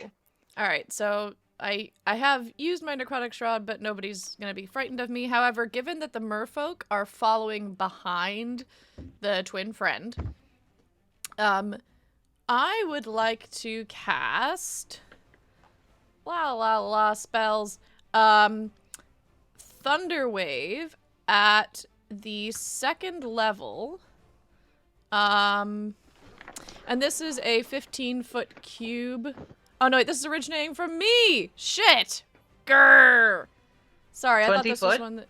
No, I thought it was one. I thought it was a wave that like I could target behind the merfolk instead of. Damn it. Shit. Ooh. Can we come back to me? No, I know we can't come back to me. You can hold an action. Sarah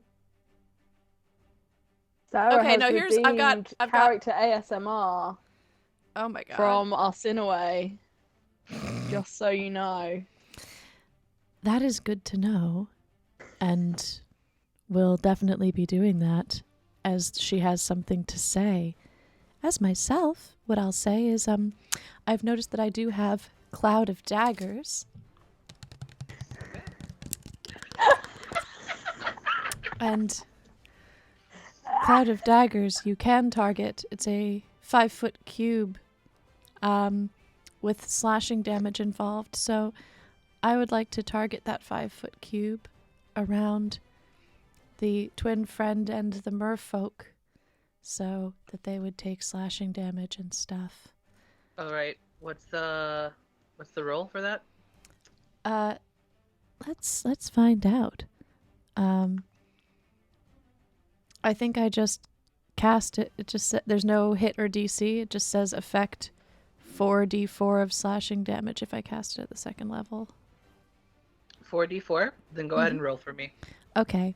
And I'd also like to add that +5 necrotic damage for the twin friend, please.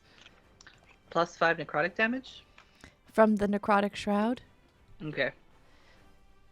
All right. So anyone involved in that cube is going to be taking 10 slashing damage. Slashing damage. All right. Slashing damage. Except for the twin friend. The twin friend will be taking 15 because it will be 10 slashing and 5 necrotic damage. Hold on. Hold on. Okay, so the merfolk is looking really scratched up. Like she's screaming at the top of her lungs. She's like screaming, and everyone who was sleeping at this point will be awakened by the screams that she's just like uttering from her voice, from her throat. It feels so good to She enact some sort of punitive damage on the world. The screams are so gratifying. So as this gut-wrenching scream just kind of like hits the sky and like the air around you, the merfolk flees under the ship and disappears from sight. Next would be the water elemental, and then the water elemental is going to take its action to whelm Captain Fischl. So she's going to try to grab onto Dr. Fischl and essentially drown her in its body. Let's see. So it is a DC strength saving throw. It hits. So right now, Captain Fischl is grappled, and they have taken 13 damage, so they're almost dead. and they are currently drowning. So if you don't stop her from drowning, then she will drown in approximately 2 rounds, so which is 2 minutes. So next one to go would be the merfolk, but the merfolk fled the scene. So the deep sea beauty is next. They're going to cast strobe light. So everyone can everyone please roll me a wisdom saving throw, please?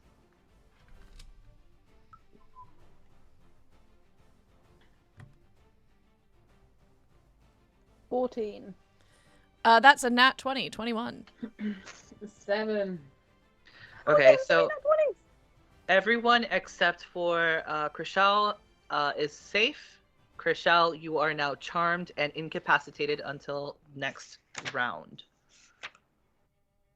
So Okay. we go back to... No, we go to Pax. Pax, what would you like to do? I would like to cast water breathe. Oh, can I still see the captain? Yes, you can. Great, I would like to cast water breathing on them. Oh, that's wonderful. Yeah, Good job. and because I can cast it on up to 10 willing creatures, I will just cast it on all of us as well, just for safety's sake, and anyone else who might want some water breathing. Okay. Okay, So Captain... affected creatures also retain their normal mode of respiration, so we're all still fine while we're up here, and then we can just also breathe in the water. Okay. Are you? Okay. Cool. Are you? Duration, what 24 hours. What does your casting look like? Would people know that you have cast this on them? Yeah, Pax is not subtle. Okay. So, Pax's casting is in the form of like, she kind of kneads the magic in the air like it's dough, Mm-hmm. and then kind of like twists bits off, and it's kind of like doing it sort of in a sort of funky sort of slightly dance way, and then we'll like throw little bits, little chunks of like magic dough balls at people, and that's how they'll receive the spell. That's so cool. So right now, I think it's I forgot to include Captain Fischl in this lineup, so we're just gonna add her now. Captain Fischl decides to use her round to try to disengage from this thing, so she's gonna try to like break free from the grapple, which is a DC saving throw, and she fails. So, yeah. Next up, we have Krishal again, but Krishal is charmed and incapacitated, so she cannot go. But I believe I get to make a wisdom saving throw. That is correct, yes. You are correct. Excellent. The saving throw is 14 strength, I think. Is it not Wait, a no, wisdom hold on. Yeah, you're right. Yeah. I rolled 5, I'm still charmed. Yeah, Oh no. you're still charmed and incapacitated. Alright, now we get the twin friend, and the twin friend is going to change shapes into... Hold on. Let me think about this real quick. I just want to know if twin friends are available for like parties and weekends. How so? What would you like to do with the two-headed? Yeah, lady, like- What do you Sarah? mean? What you want a list? Yeah. We have to remember that somewhere in the world it's still only about 4 p.m. Not right here. So, the twin friend is going to stay on Tullius, and it's going to bite at them. So that is... Hold on.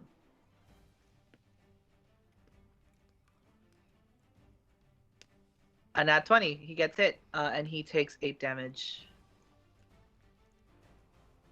Okay. Doubled?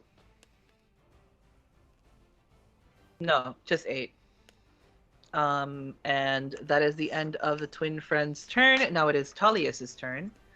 Tullius is going to cast Thunderwave. No, hold on.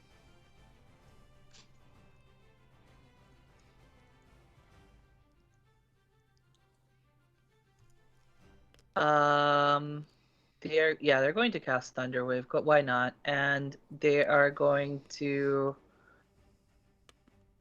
just focus on the thing that's on top of them, biting them and scratching them, which is fair. I would too. They're going to cast it at the 2nd level. I mean, to be fair, like I've been single for a long time. That sounds like a good time. I'd take that. We need to set Sarah on some dates, people, as well.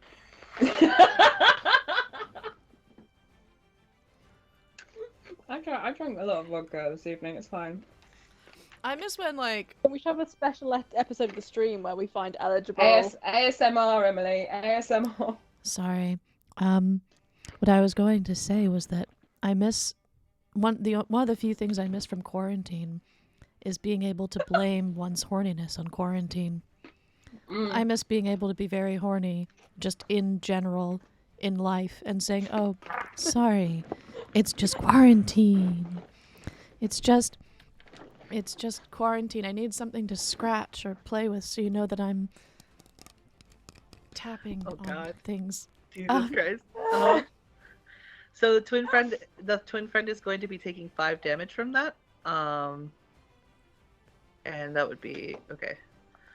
So the twin friend is angry that they've been scratched by the thunder, and they've been,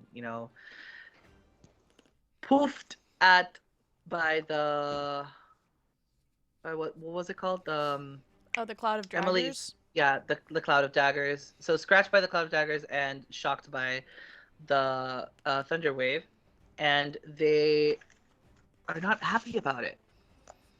Off to Rat. So Rat is going to use his action to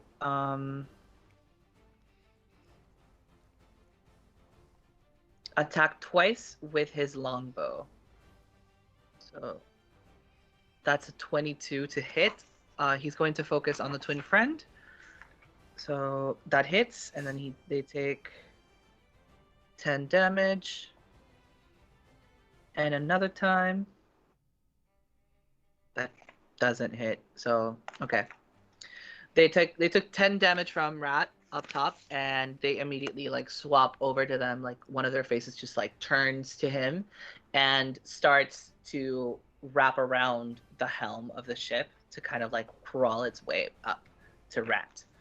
Arsinoe, what would you like to do? I would I guess so. If I were to cast Thunderwave, are there any friendlies that I would hit? Essentially everyone. Okay. That was what I essentially thought. Everyone except for Tullius. Yeah, that was. I had an inkling that might be the case, and whoopsie. So we're not gonna do that. The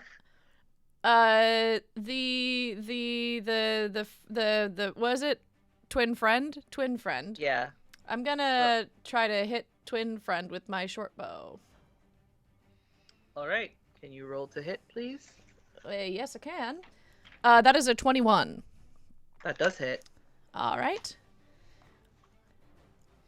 And for damage, that is 7 piercing damage plus 5 necrotic damage. Okay, so that's 12. Mm-hmm. They are not happy. They're looking scratched up. But more than screaming, they're growling. They're more primal in that aspect. That's legit. I get it. That's how I feel inside. I'm sorry, I forgot. I'm still down here. That's how I feel inside all the time. Now, if I could also, with my bonus action, give bardic inspiration to Crashel, since she seems to be having a bit of a hard time breaking out of that situation. Fair. I will allow it. Thank you. It is time for the water elemental's turn. The water elemental still has Captain Fischl inside of him. So Oh, they I are forgot going- about that. Shit. Yeah.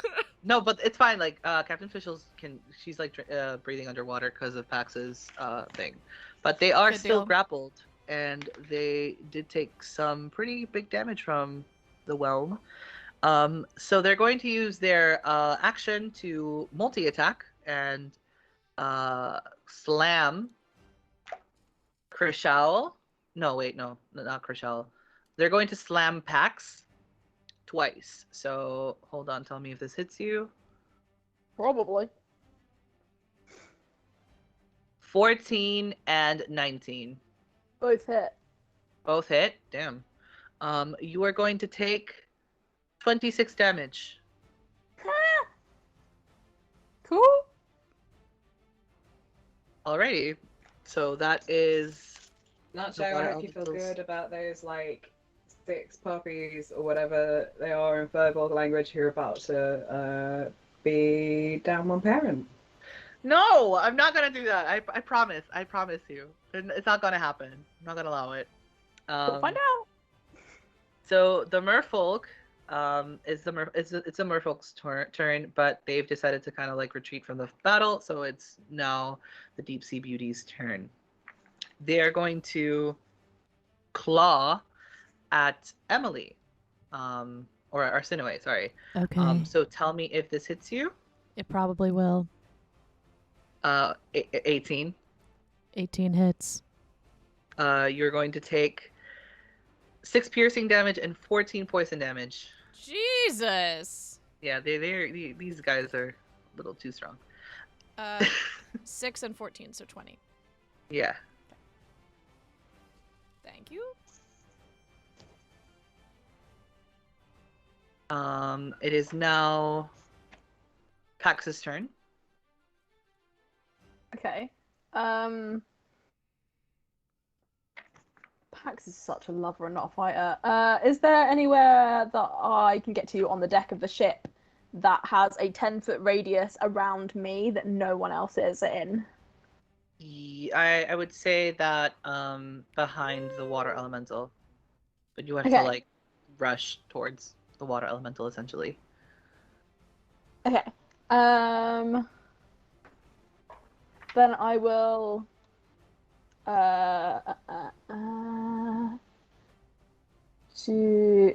I do that as a? So my bonus action, I'd like to Misty Step to there. Okay. Or to where, or even like I can be within 10-foot range of any of the enemies, but not any of my friends. Okay. Ideally. And then I will cast Warding Wind, which is 20 mile per hour wind blows around me in a 10-foot radius. It moves with me as I move, and for the spell's duration, I am deafened, but also other creatures in the area are deafened, and it becomes difficult terrain for them, and any attack rolls with ranged weapons will be at disadvantage. Okay. Cool. Anything else you would like to do? I mean, if I can just like, well, that's my action and my bonus action. If I can kind of sidle up to one of them just to make it difficult terrain for them, just to be like, then yeah. Okay, awesome. You do that to the water elemental. The water elemental is not happy at all. They have Captain Fischl inside of them still. Captain Fischl's just kind of like swimming for her life, trying to like punch this thing. And the water elemental seems to be getting weaker because of the strong winds that are hitting its back. So I'm going to say that they lose half their HP. Hey, Tar. That's, yeah. Okay. Now it is Captain Fischl's turn, and they have to save strength. Finally, they break out, so they're able to break out from the water inside of the water elemental, and they are going to use their hold on. rapier to hit this thing, because it is literally fucking annoying. That doesn't hit. Captain Fischl uses their bonus action to disengage from this thing because they are looking scratched up. And yeah, so now they're about 20 feet away from this thing, and it would have to move closer to attack Captain Fischl. We go back to Krishal. I haven't saved on a wisdom saving throw, and adding a bardic won't change that, so nothing from me. Yeah. So it's the twin friend's turn, I guess. The twin friend is going to work its way up the helm of the ship, and it is going to target Rat. So it is going to multi-attack, 2 claws and 1 bite. Let's see if this hits him. Please don't hit him. They both hit. Wait, hold on. I need one more. I love how All 3 of them Nacho's- hit. Nacho is not out for blood in the same way that Sarah is when she's a DM. Nacho's No, like, please don't hurt my babies. And Sarah's I'm like, kill trying them to, all. I'm trying to save you guys. I'm honestly, I think this encounter was a little too hard, and I'm sorry. I apologize. So all of it hits, and Rat is going to take 18 damage. Is it Okay, splat he for can that? take it. He can take it. Hold on. 18 damage. Man, All I right. want a kebab. Next up is Arsinoe. Arsinoe, you're seeing how Rat is now on top of this helm with this friend trying to eat his face, essentially. And you see Captain Fischl running back towards you, looking scratched up as hell. You see Pax being like to the water elemental, and the water elemental just drawing all of its attention to Pax. And you see Krishal just being like. And then you also see General Tullius, well, not a general, Tullius, just being like, "Fuck, this hurts," and he's like about to die. So what would you like to do? So many things happening at once. Let's see here. I guess.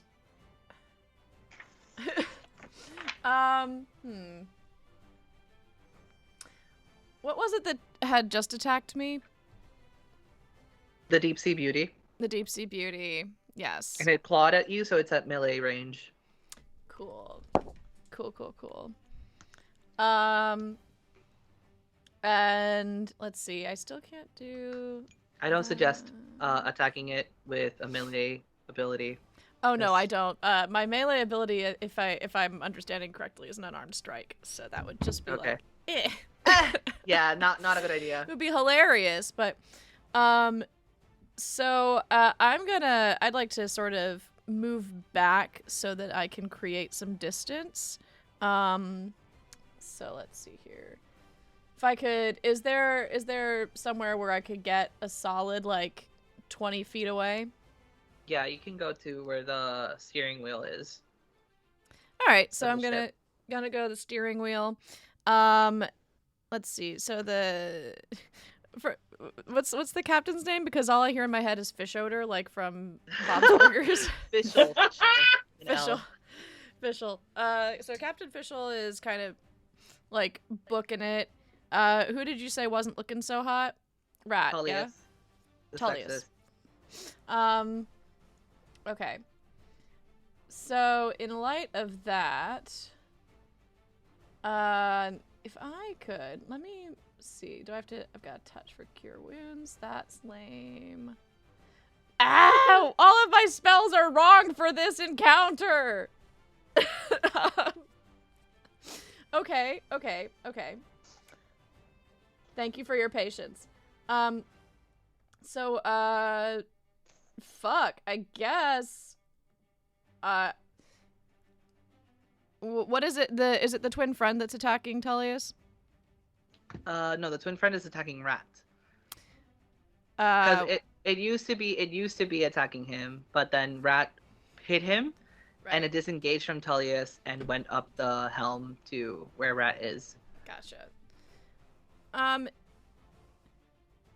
Okay, whatever's attacking Tullius right now, I guess I will try to attack.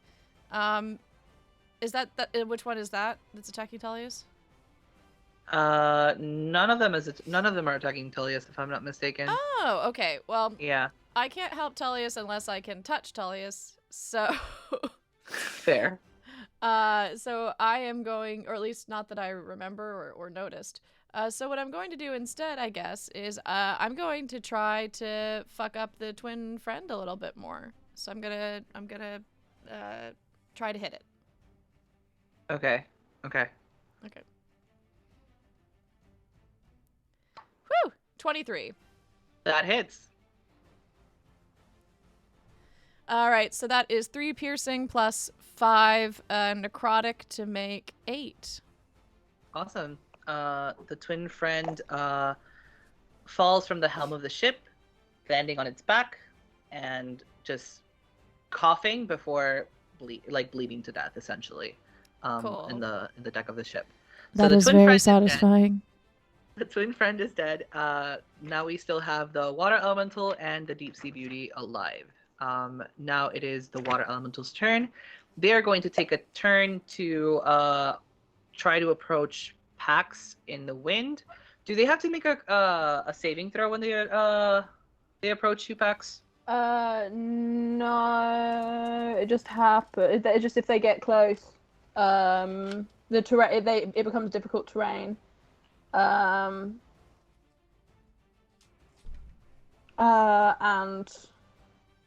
their attack rolls are at disadvantage, I think.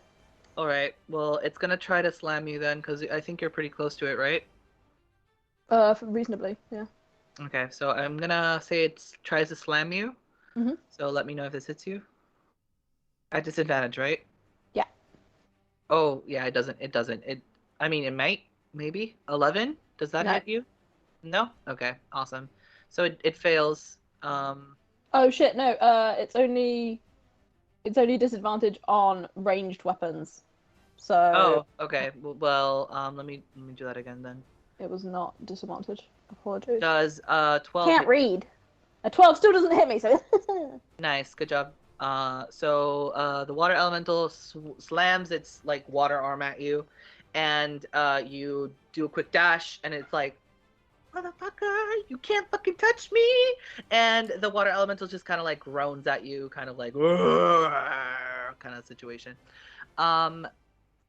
Let's The water say gets whipped up by the wind and just splashes Kushao in the face. when the deep sea beauty, wait, was it the deep sea beauty or was it the twin friend? The twin friend was the one that died. So when the twin friend crashes into the deck, immediately the merfolk that was about to die jumps into the ship and lands on top of it, almost to cover its wounds and try to save it. But now there's a flopping fish on deck and a dead fish on deck. So yeah, there is a really scratched up merfolk and a dead twin friend in the deck of the ship. Now up next is the deep sea beauty, and they're going to be very upset at everything that's going on, so they're going to cast strobe light again. Can everyone please make me a wisdom saving throw, please? Sure. Also, Nacho, I meant to ask, and it's okay if I can't because I forgot to. Can I use a bonus action to prepare a tale from beyond? Yes, you can. Awesome. And I got a 17 on the wisdom saving throw. Thank you. I got a nat 1, so I Oh. got a 6. What did you get, Krishal?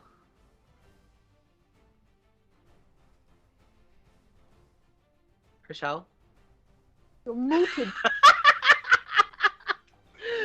5. Okay, yeah. Anyone who got below what's it? 13 14. is now charmed and incapacitated, so that includes Rat Pax, and so now 3 members of your party are incapacitated. Wait, who's left at this point? At this point, you have a scratched up captain, you have a scratched up Tullius, and Emily. Those are the 3 Scratched up people that are left. me. Yeah. Yeah. Okay. If my warding wind disappears because it's concentration. Ooh. But charmed That's- is only against the creature who casts it, right? Wait, what? Charmed, your attacks are only against the creature that casts charmed. You can attack other creatures, Yeah, right? but you're charmed and incapacitated, so it's both. I don't know if that entails a different definition, but you can try it. Oh. I'm gonna say you can attack the water elemental, and you can attack the deep sea beauty, but at disadvantage. Sound good? We're just making up rules at this point because I don't Thank have you, all Baldy. the information. We got some bits. Let's Thank go! you, Titties! Sorry, did you say titties? Are we doing Tits. tits for bits now? I thought we'd rolled that I out said because bitty of... titties. All right. But yeah. So I'm gonna say you can hit the water elemental, and you can hit the deep sea beauty at a disadvantage because y'all are scratched up, and I don't want you to die because it's the 2nd episode. So All my children will come and avenge me. you're right. The sequel, Hyperion. The sequel. Yeah. All 75 children. Okay, so now that the deep sea beauty has ended its turn, it is Pax's turn. So is my warding wind still up or no? No, I'm gonna say no. No. Okay, cool. That's gone. So I had nothing useful for this fight. I'm not a fight. I don't believe in fighting. I'm going to.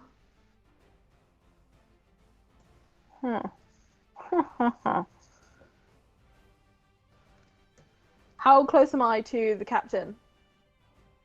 I'm gonna say like 20 feet. Okay, I'm gonna go up. I'm gonna rush up to the captain, and I'm going to cast Cure Wounds at 1st level because Okay. it doesn't mean that much to me. Oh, they healed for. Wait, what? They healed They for healed 3. That's fine. That's better than nothing. Garbage roll. Captain Fischl's turn. Oh. So, Fischl, hold on. They are going to try to strike the Deep Sea Beauty with their rapier. And the Deep Sea Beauty, okay, let's see if it hits. It does hit. And they're going to take 4 damage. But nonetheless, as they swing at the Deep Sea Beauty, they have poison skin. So Captain Fischl is also going to take 3 damage. So let me Well, do that I'm real quick. glad I just gave him 3. Yeah. For real. I'm so it's fucking worse. Let's see. Did I do that right? I don't know if I did that right. Ah, pretend you did. No one's gonna know. Okay. Whatever. Yeah. Okay, so now it is Krishal's turn. You're muted. I know, just unmuting. So there is the deep sea elemental and the Deep Sea Beauty and Water Elemental. Yeah. Okay, excellent. Where's the water elemental in relationship to me? It's like I'm gonna say like 10 feet away from you. Okay. Or like 15 feet away from you. And the deep sea beauty is the one that's cast charmed? Yes, that's correct. Okay. And that one's like Super 5 feet duper. away from you, or 3 feet away from you. It's like really Okay. close. I mean, I can move very easily over any non-liquid terrain, so I'm gonna take advantage of that, and I am going to go over. And what am I gonna do?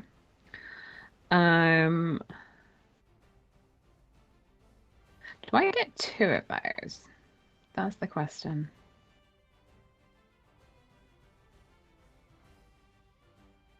No, I only get one of those. I am going to go into the water elemental for a bite attack. Okay.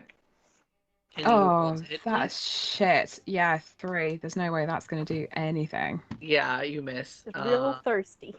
Yeah, you just kind of bite into it, and then the water elemental just kind of like looks at you and is like, "The fuck?" and they just kind of like crash you away, so like you land on your back in the dock of the ship. So you're like, Are they attacking me? no, it's not an attack. It's just like a push away. So like push you away from. Okay. Yeah.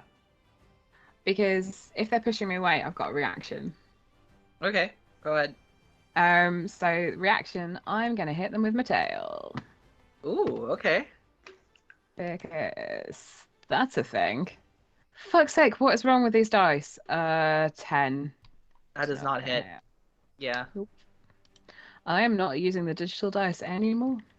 Yeah, that's fair. I wouldn't either. Yeah. And then I'm gonna roll. I'm gonna roll for wisdom. 14. You barely make it out, and you are no longer Nice. charmed. You can target Deep Sea Beauty. Anything I like. Yeah, anything you like. Yeah. Excellent. It is now Tullius's turn. Tullius is going to cast. Hold on, let me think about this, because they have like 50 spells. Thug life.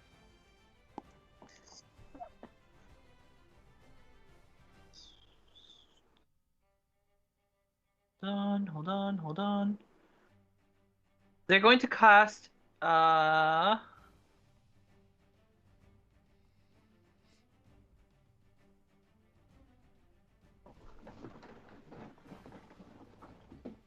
guys think I'm joking, but I made him an artificer and he has like 50 spells.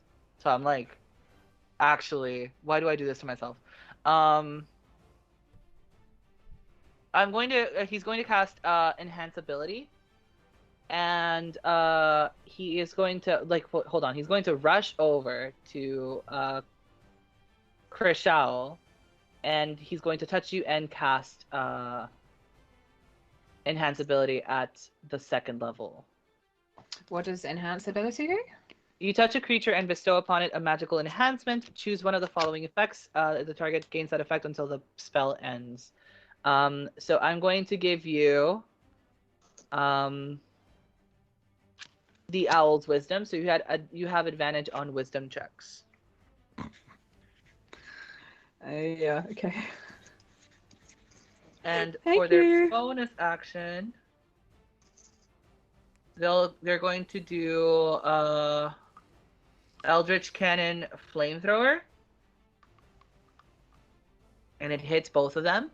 They're going to take 13 damage each. So that's 30 and 13. All right. They're both looking really scratched up. The merfolk is now dead. Like dead. Dead.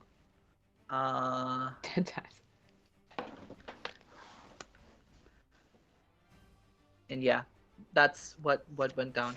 Now it is Rat's turn. So Rat is going to summon Beast. He's going to summon a beast at the bottom of the deck, so it's like right in front of the water elemental protecting you guys. And it is sort of, I'm gonna say like shark, but it has like dog legs. So Is it Sharktopus? Yeah, I want to say yes, but no. Shark, it's more like Sharktopug? Sharktopug. Yes, let's call him Sharktopug. And he is going to protect you guys. This thing is going to like stand in front of you guys to protect you from the water elemental, and he's going to use his bonus action.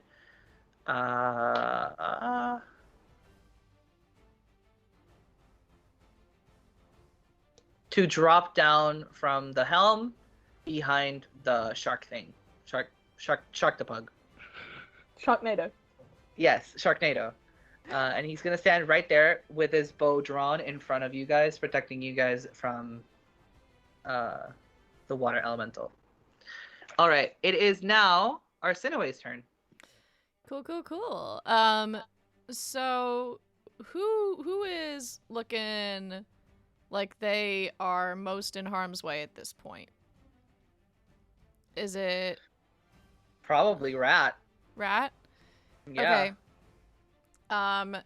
So then Arsinoe is going to use her action to bestow the Tale of the Avenger, because I rolled a 5, on Rat. For 1 minute, whenever a creature the target can see... Oh, sorry. So this is me bestowing it. As long as Rat's within 30 feet of me, I can cast this.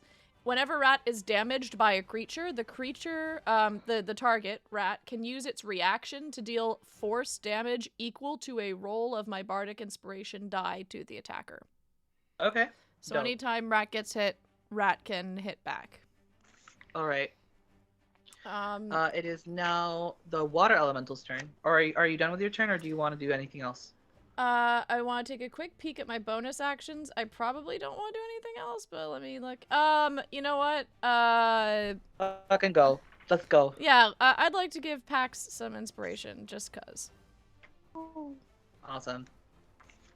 I feel Well done. inspired. You're welcome.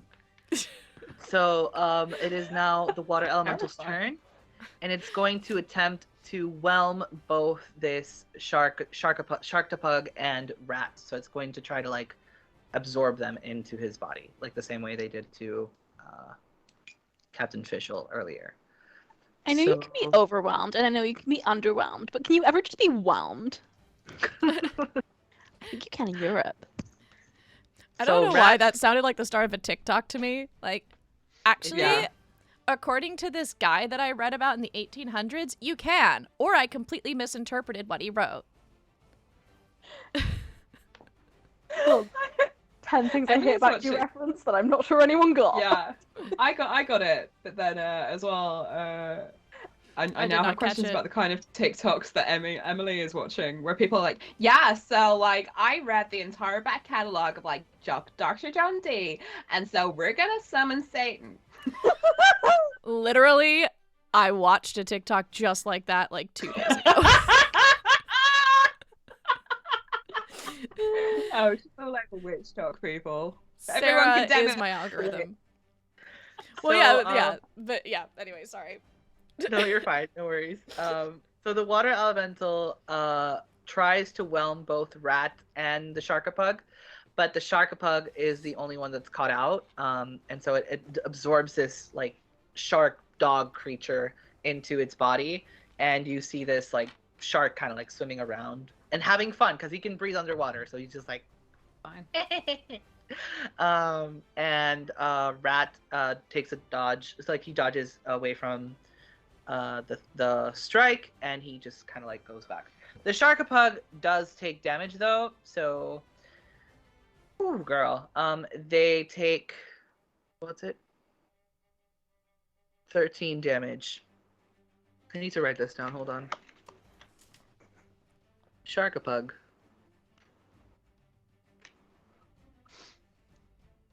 $13, $20, okay.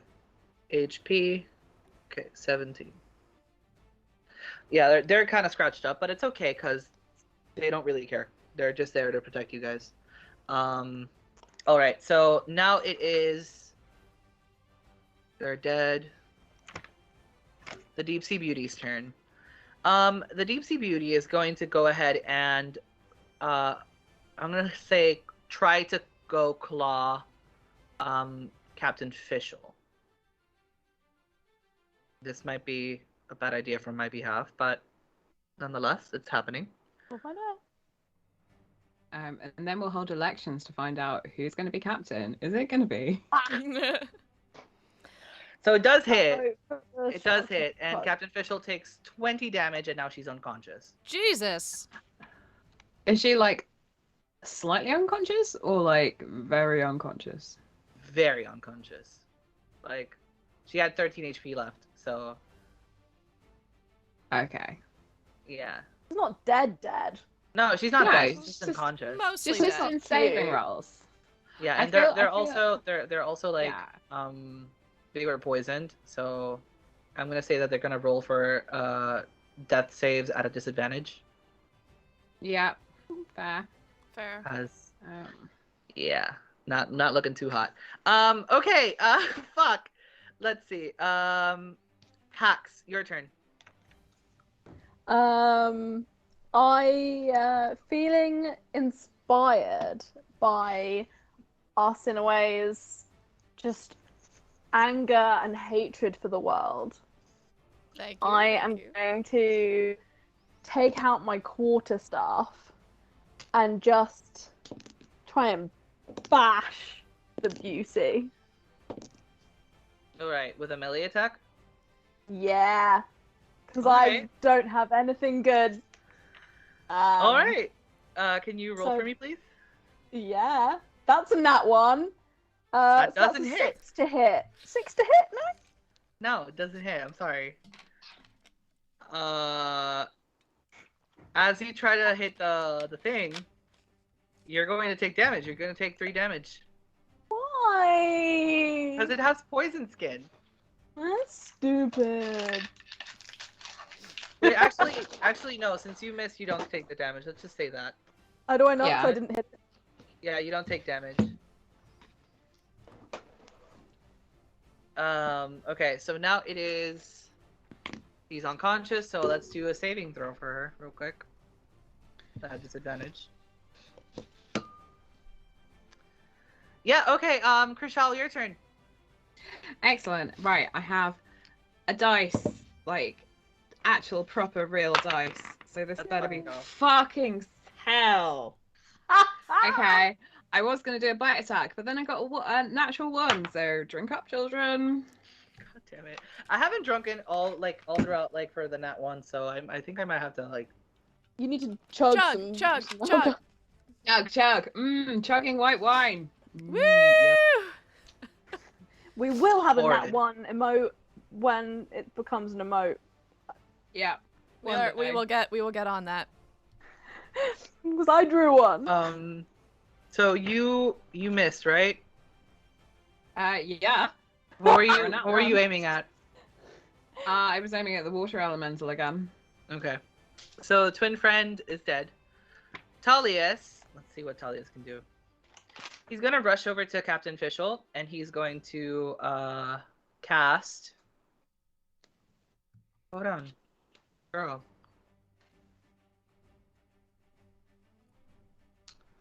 Cure wounds at the second level. Hold on.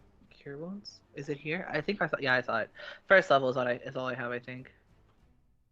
Yeah, first level is all he has. So he's gonna go ahead and prepare that and cast it. And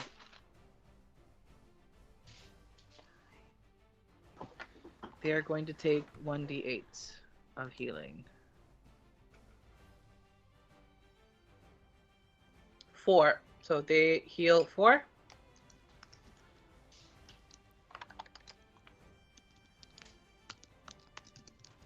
Girl. Okay. Alright, so Official is conscious again, thank God. It is now Rat's turn. So Rat is going to use his action to attack the water elemental twice. First one misses. The second one hits. And the water elemental is going to take 4 damage. Not looking too hot. Okay, Deep Sea Beauty. So Deep Sea Beauty's turn again. And they're going to claw. Actually, no, they're gonna cast strobe light again and try to get you guys charmed. Everyone roll me a wisdom saving throw, please. What's my wisdom? 14. Oh wait, I just remembered I was already charmed again. But, you know. 7. I'm not even going to roll advantage because I got a 16 minus 1, which is 15. Awesome. So, So 40. Rat, Talius, and Arsinoe are now charmed. And this is so charmed Captain Fischl for which creature again? Sorry. for the deep sea creature, for the deep sea beauty. Sorry. Okay, thank you. everyone looks, and the deep sea beauty is like squirming as if it's on a ceiling surrounded by rose petals. I got Yeah. that reference. I got that one. Just in Uh, time to be the Kevin Spacey in the scenario. It's just this shining ball that's like like You're Wait, welcome. Pax, you're charmed, right? No, you're not charmed. I was before. And, You're not now. and now I'm not. I've realised I was charmed when I tried to hit it, so it makes sense that I missed. Yeah. Yeah. It does. It really does. Okay, so what would you like to do for your turn? What a great question. I am still going to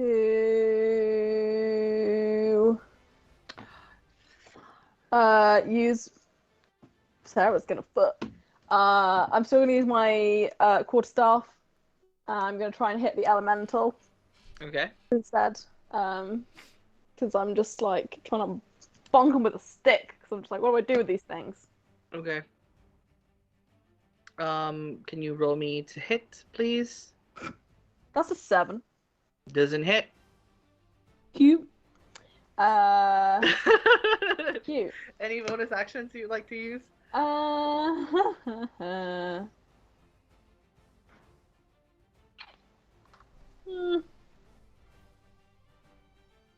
I didn't realize that this encounter was gonna be so hard. I'm sorry, guys. We're just Fuck. useless.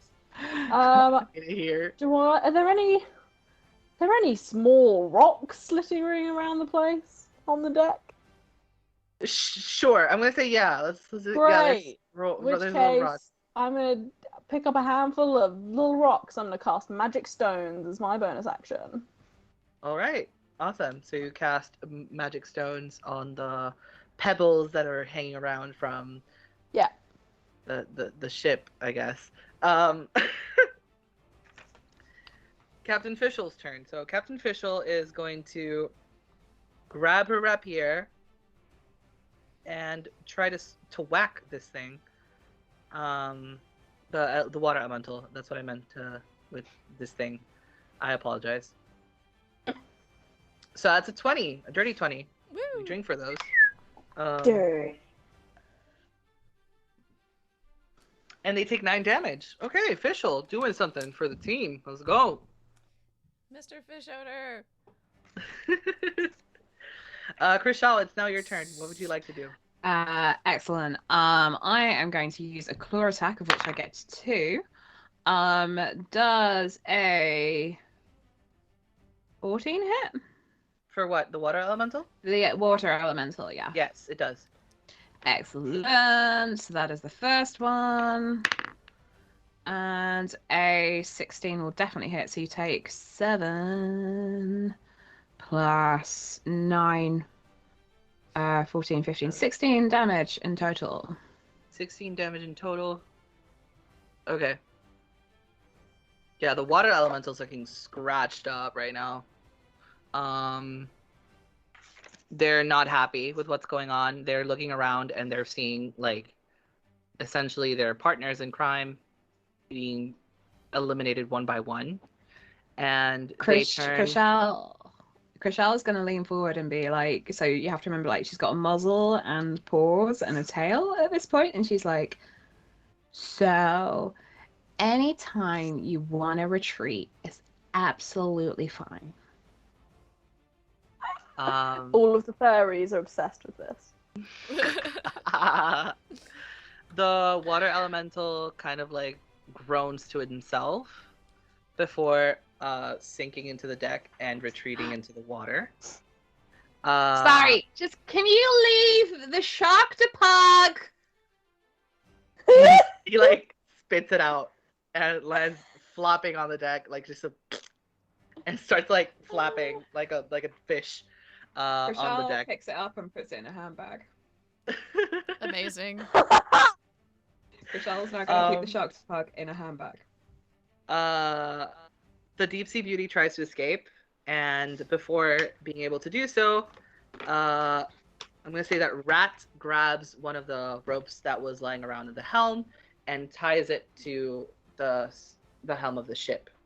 So they are now tied up in the center of the ship, everyone around them, and more importantly, their tail light is covered by the rope, so no one can get charmed. That dog is a lot smaller than when it was behind you. Oh no, this is a different dog. It's perspective. It's an optical illusion. Different. It's perspective. This cow is close up. This cow is far away. Still not getting it, Ted. Oh god. We've given up playing D&D. We are just plagiarizing anything that's funny. So the deep sea creature is now in the middle of the helm of the ship. Captain Fischl just kind of like takes off her hat and holds her ribs because she's like fucking scratched up again. She almost died. She went unconscious. And she says, "Thank you, Tullius. That was quite embarrassing. Is everyone all right?" More or less. And Arsinoe is gonna come up and be like, "Is it all right if I touch you to cast a healing spell?" Captain Fischl. Captain Fischl just says, looks at her and says, "You always have my consent." Oh. And Arsinoe is not going assume. to cast Cure Wounds at the 2nd level. Amazing. What do we got? That is 15. Damn. Good healing. Arsinoe might be a lot, but she has a good touch. Captain Fischl just kind of like, All those orgies. Good with her hands. she sighs, and then she just kind of like moans a little bit, and then she's like, "No, thank you." That was quite refreshing. All right. Sorry, I'm a bit flustered. Is everyone all right? Is there anything that we need to tend to? What is this thing? And she just looks at the deep sea creature. And the deep sea creature is just like growling and like, it's like speaking abyssal essentially. Do any of you understand what they're saying? Oh, No. probably not, but let me double check on that. No. I speak celestial, not abyssal. I chose the wrong one. Samesies. Hold Oh, on, well. I think. Hold on. Hold on. Chriselle goes over and starts trying to ram it in a handbag with the shark's pug.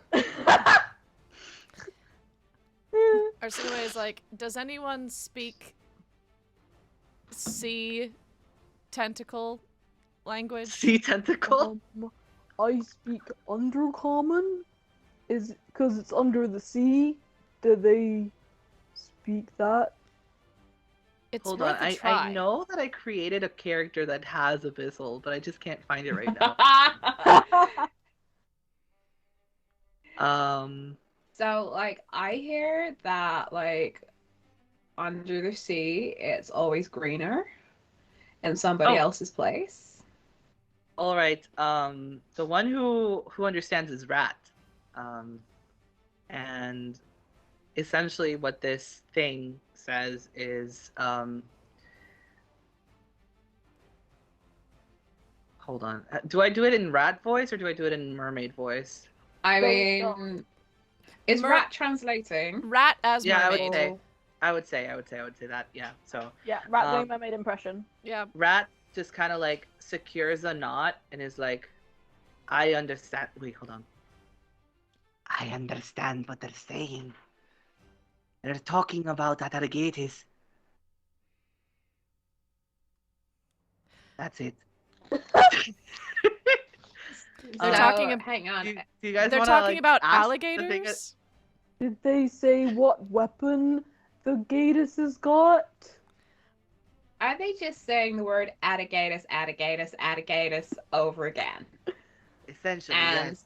With a if they say combination of an- insults that I do not feel quite comfortable sharing with you. Oh, so they're not friends of alligators? Or Oh, they are no, they friends are. of They're just alligators? insulting you and your red hair. Oh. That's fine. I thought that they What were is this? enthusiastic about alligators in a way that you didn't feel comfortable sharing. I thought it was going to be something about alligators' shapely thighs or something like that. Yeah. And if we look in a mirror 3 times and say alligators at midnight, does she appear? Oh, I don't want to find out. I do. I mean, I think we should definitely find out. Yeah. Can you I- ask it? Can you ask it what weapon she's got? Yeah, That so would be real useful. Rat goes over to the deep sea creature and is like, and Wow. Is anyone finding rats suddenly really hot? Oh no, but I am a lesbian. That's fair. And Rat isn't really doing it for me in general. Not particularly now either, but we all have different preferences. Yeah, no, I mean, most of the time I'm not that bothered, but I think it's like a man who knows how to like growl. Oh, I see. I see. Mm. Okay. That does yeah. elucidate a few things. Rat sheathes a dagger and stabs the deep sea creature across, like slashes its throat, Oh, and it falls dead. Well, that It's was a tied up with a rope. choice. Rat, why did you do that? They said that we cannot stop the apocalypse because they have already gotten hold of Zeus's bolt. I have so Excuse many me? questions. Why are you laughing? What? Because you So- got hold of Cease's bolts. I mean, I heard the rumors, Nacho, but Stop! Stop! No! We're talking about a weapon! Fuck you! It is a weapon. yeah, we are. I'm talking about a weapon. Powerful weapon. Y'all are fucking disgusting. I hate you. I mean, honestly, I was more captivated by the image of a bunch of sea creatures trying to wield lightning. Electrocuting everyone. It didn't work out well for the advanced guard. Well, Rat, I can understand why that would be upsetting, but, and I realize it's ironic coming from me, but we can't just kill people who have information we need, because they've upset us. Once again, I do appreciate the irony, but it's something I'm working on as well. My therapist is exhausted.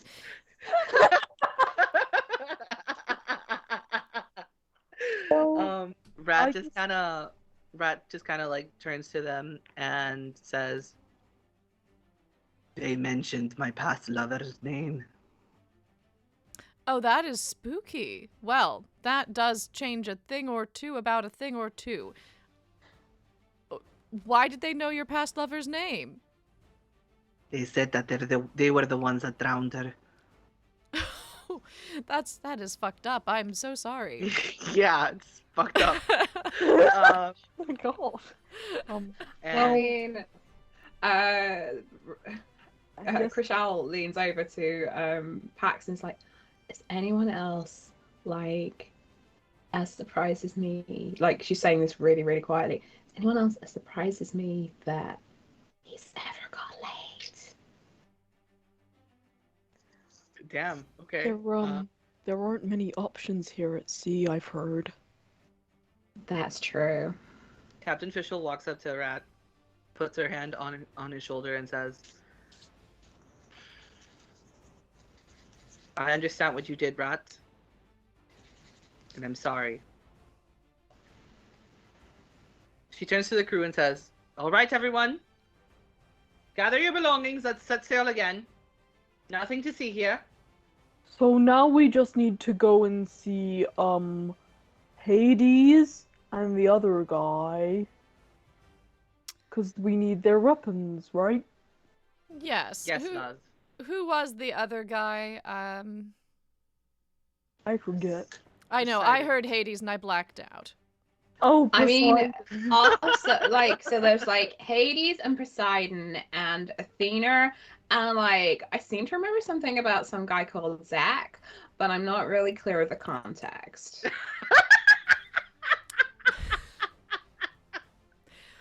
Whatever the context could possibly be for Zachary's involvement, we all don't need to worry about Zachary. Zach is fine wherever the fuck Zach is. Zach is... Awfully Queer Adventure redeemed you up. Fuck's sake. Okay. Let me make sure that we have that going for us here. Nacho, you're giving off strong evil supervillain vibes with the dog. You come here on the day of my daughter's wedding. Yeah, kill someone. Guys, we need to check under the chin more. So I tried to like transfer the wheel over, and here I'm gonna show you guys what I tried to do and why I'm like, uh-oh.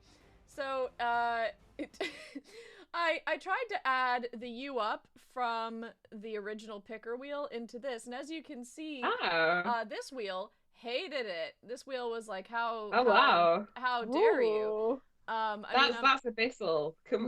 Right? Abyssal. I mean, I'm gonna spin it. Don't get me wrong. Yeah. That Let's see sounds what Ryan amazing. has to say for I himself. was gonna try to like fix it, and then I was like, no, this is where we live now. This is it. What did it land on? Oh, I know what that one is, because the parentheses. It is picture of himself holding a fish. So just to be clear, this is Ryan sending you a picture of himself holding a fish. Is that? Yes. So just to be clear, is the scale? Just to improve your mood even more. So In this Ryan is just like holding a fish, but he's holding it like this, and he's fully naked, so it covers his junk. He's like, babe, look what I caught. Arsinoe sighs and replies, that is a very sizable fish you've captured, Ryan. Good job. Thanks, babe. See you soon. Krishal, who's leaning over Arsinoe's shoulder, like snuffling, because she's still in fox form. She's like, oh my god, I've heard of this. It's called a cod piece. Oh. That Wow. that does make a lot more sense. I'm thinking to that. That was great. Wow. Yeah. And also, apologies about the wheel. I'm gonna play with the settings and figure out what's going on there. But Is that because you're really excited by the fish picture? what? Is that the new euphemism? I'm gonna go away and play with my settings. Gonna go play with my settings. Alright, It's been a long quarantine. I'm gonna go play with my settings. So we've just gotta go and see Poseidon. I don't know where Poseidon lives, but we should go find him. And then we need to go see Hades. Does anyone know where Hades lives? I know where Hades lives. Oh! Have you been dead before? I wish. Captain Official just kind of like turns to Arsinoe and is like, huh. Okay. As for Triton, our best bet would probably be to contact one of the sisters, probably. And One how of do you the contact a sisters. sister? Well, each one of them is a patron. Because, like, everyone knows there's, like, Daughters of Triton, and they like singing. So we could sing. I mean, will that summon... Well, singing is a daughter double-edged type? sword. Rat was singing, and then a water elemental appeared. So I might not be the best choice. Okay, How so if not about- singing, dancing. Can we dance? We'll think about it. You can dance if you want to. You can dance the night away. Uh, but Captain Fish will just kind of like quietly goes over to Tullius, whispers into his ear, and he says, "Oi! Everybody, man your stations. Let's go!" And they set sail north once again to the next island. And in this island, there is, first of all, there's land, which is important because you guys are running out of like materials and shit and supplies. And second of all, there is a temple for one of the sisters. So convenient, very, very much so. You know this because Chris Owl used to sell a lot of property in that island, and it's very famous with tourists. So you know that. Yeah, it's like all the blue roofs and stuff. Like people really like it, and the fact that they go like up a mountain, and like people are super into like blue roofs up a mountain. I don't really understand why personally. Like, I'd rather have a cave, but like people are well into it, and like weirdly, considering it's like a temple for the sea, it's actually at the top of the mountain, so you have to go past all like the blue roofs. Right. Very well. Captain Fischl just kind of like quietly nods and says, "As for the rest of you who don't have anything to do while the ship is sailing, please feel free to rest and recover after today's events." Oh, I'm gonna need to do that. Everyone goes to their bedchambers, or like everyone who's not manning the station. And yeah, you go to sleep. Cool. Long Krishal. Krishal makes a little bed for the shark to pug at the end of her bed. The Sharktopug kind of like snuggles and cries and just like sits and falls asleep at your feet. What does your dream sequence look like, Krishal? What?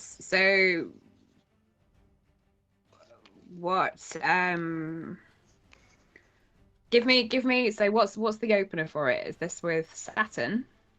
It can be with Saturn, or it can be with anything you like. It could be with like one of the sisters, or it can be because you're the one who's connected most to the prophecy or like the legend.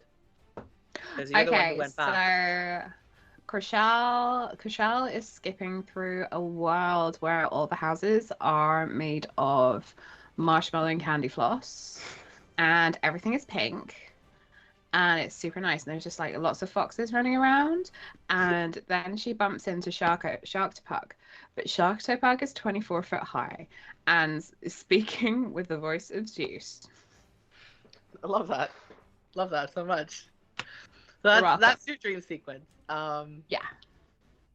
Okay, let's switch over to Pax. What does your getting ready and dream sequence look like? Well, Pax is just like going a bit slowly and is a little bit sort of dazed because she's not really used to getting into a bed on her own. So she's sort of like she's not really like sure quite which side to sleep on, or like because she's not used to like facing a wall, or then like or she's like it's sort of like very disorientating for her.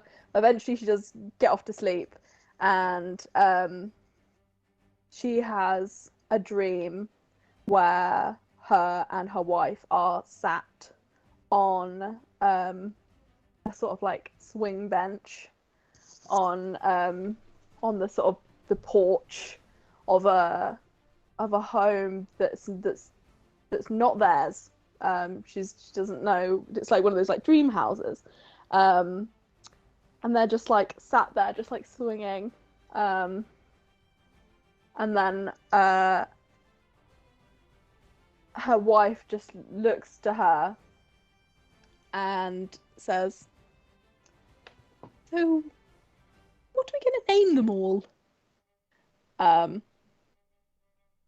And then sort of it rolls into another dream, another dream. All right. Lovely. Arsinoe, what does your getting ready and going to bed and dream sequence look like? Arsinoe just sort of like curls up with a book and is reading until she falls asleep, and she's reading well, one of the books she carries with her is like all the prophecies that she was raised and has memorized and whatever else, and obviously she's not opening that because it's useless. So now she's just sort of reading this like 50 Shades of Grey-esque romance novel that she got at the travel agency on like the way to some vacation and never really got the chance to open. So she's kind of like sulking reading that, just like this is so improbable and poorly written, and she's just tearing through it like page after page after page after page. In her dream, she's looking out the window of her kitchen that like looks out over all of Hyperion, and Ryan comes in from out of nowhere like, "Babe, here's the fish," and slaps a fish down in front of her, and then you just hear Ryan go like, "Oh, sorry, it's the wrong way up." And I guess because it's like a flounder, so like the like face of the flounder is facing down, so he flips it, and instead of the flounder's face, it's Zach's face. And then Ryan's like, should I like get the fish ready to eat, or and then it transitions into another dream. All right. So, you guys are tidied up in your beds. Again, nothing, not a sound, not even a seagull is squawking. Nothing is going on. Everything's really dark and dimly lit with these lanterns that pirate ships have. And you hear the creaking of wood as it crashes with the ocean beneath them, and you guys fall into kind of like this trance of like the water and like the swaying, and it's very, very soothing. And as you're in your dream, something feels off. You hear kind of like a laugh, a very soft laugh, almost like childish laugh, and slowly your dreams start to change. Like for example, Pax's dream of her wife and her kids and her house. Pax looks in front of her and she sees a meadow of trees and flowers and everything's so beautiful. And as she turns to the side, her wife's dead. Nothing but a tombstone beside her. And the bench that was occupied beside her is now empty. Next to the tombstone is 6 little tombstones that say, "To be named, my beloved, my children." Arsinoe's dream with Ryan fades into her apartment being completely destroyed, and Ryan just dead on the floor, bloody mess all around,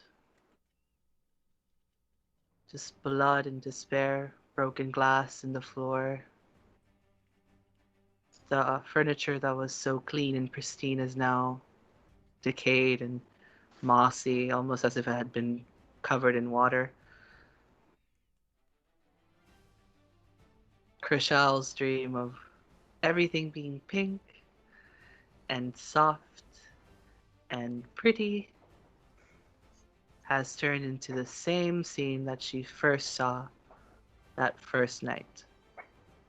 A dark red light gleams over her, and all she hears is the sound of waves crashing into the shore. And as she looks around her, she sees not only the faces of Axe and Darcinoway, but also the faces of Captain Fischl, the face of Brat, the face of Tullius, everyone she's ever met in her life and everyone she's ever sold something to is now lying dead around her, and she simply stands in an isolated rock surrounded by bodies. And that's where we're going to end. Yay! I am so sorry. It took a really dark turn at the end, but I was like, this has to be darker. I'm sorry. It won't last. You wouldn't really kill my wife. Yeah, I'm thinking about it. Thinking about it. So yeah, thank you so much for tuning in. Do we have anything to plug? Anything that we want to talk about? I am streaming this week on Wednesday and Friday, so check out Critical Drinking Sarah or Sarah Man Comedy for a schedule. And I will be continuing to dress as a whale and dance for your delight and Yay! blow bubbles because I missed Friday's stream because of university. So yeah, you're welcome. Thank you so much. I hope you guys go see her. I can't see your stream because it starts at like 5 in the morning for me, and I'm like, that's It's not good really enough, Nacho. hour. I've watched your stream at like 12:30 at night. Just saying. Oh my god. Okay, but like I sleep at like 1 in the morning. So like you want me to wake up like 4 hours? Well, I could. Dude, you were tweeting at 5 a.m. That's I was, know, but I was also really priorities. sad and depressed. So I don't know, girl. You wouldn't have been sad and depressed if you're watching me dancing while dressed as a whale. That's all. Sarah is the perfect antidote to sadness. I have You're never right. heard of a better reason to try to get up at 5 a.m. than that. Like usually, Americans, get up at 5 a.m. to watch a fat woman dressed as a whale dancing. look, usually people are like, get up at 5 a.m., run on the treadmill, go to, get your morning coffee at 5 a.m. and then read or whatever. Like people will suggest all of these like practical reasons to get up at 5 a.m. and I will not do it. Which I guess is why I'm not Jeff Bezos or some shit. I don't know. Maybe that's the secret. Yeah. You would be Jeff Bezos if you woke up at 5 a.m. to watch me blow bubbles for That's a 20-minute episode. That's the only thing that I can logically That's conclude. what I'm saying. Friend of the stream, Jeff Bezos. Well, kinda. Yeah. I mean, sort of, to be fair. In a way. But that's me plugging done. V, do you have anything you want to plug? You can buy your official Sarah Man Critical Drinking Sarah merchandise .com. If you want my money, you just need to ask for it. There's no need for you to go through the whole process of like setting up a website. Just like tell me how much you want and I will send it. That's fine. I already have your money. You're my only customer. Sarah has so far bought 2 t-shirts and a sticker with her face on. To be fair, oh my I don't know what I've God. done with that laptop. It's a really good sticker. It I is love a really good it. sticker. I saw it. And we love her for that. Hold on, she's gonna show it to the screen now. Hold on. I found it. Look. It's so so me. It's so cute. Dressed as a whale. It's so Well, it's very cute. flattering. This is how V sees me dressed as a whale. I don't know if anyone else sees like this, but I'm taking it. Emily, is there anything you would like to plug? No, just be awesome and go to V and Sarah's stuff and Nacho's stuff as well. I do have a question about who we're going to raid, but Nacho, I don't think you've had a chance to talk about your stuff to plug just yet. Oh, I'm fine. I've been like honestly really fucking depressed about like everything, so my stream's been kind of like, but That's legit. yeah, no, but yeah, I stream sometimes Tuesdays, Thursdays, and Saturdays at 5 p.m. EST, which is 10 p.m. BST. And yeah, you guys should tune in if you have nothing to do on said days, or yeah, I don't know if I might change the schedule soon. We'll see. See what happens. We'll see what happens. And everyone resist the patriarchy. Fuck Yes. yeah. Amazing. And also, I'm doing a subathon for my birthday next month. Oh. So, which, by the way, my birthday is going to be July 31st, which is a fucking Sunday. So I hope to celebrate with you guys. I almost said something really bitchy there, and then I stopped myself because I was like, "You're not in character anymore. Step back from those kind of comments." Welcome to need to Critical know Drinking, where now. Sarah bullies me. Yeah. To be fair, why is that news to anyone? For real, though. It's But not a thank you so much shock. for tuning in. And are we ready to rate someone, Emily? Yes. Yeah. So we have Richard Wright Entertainer, and we have Exito Critical Role. Oh, we haven't done Exito Critical Role for ages, so we'll raid, all run away, and leave Nacho to talk to them. Increíble. Okay. Well, I'm gonna fade to credits, and after credits, we will go give all of our good luck cabbage support to Exito Critical Role. Let's go. Catch you later, everybody. Have a great night. Bye. Bye. Bye.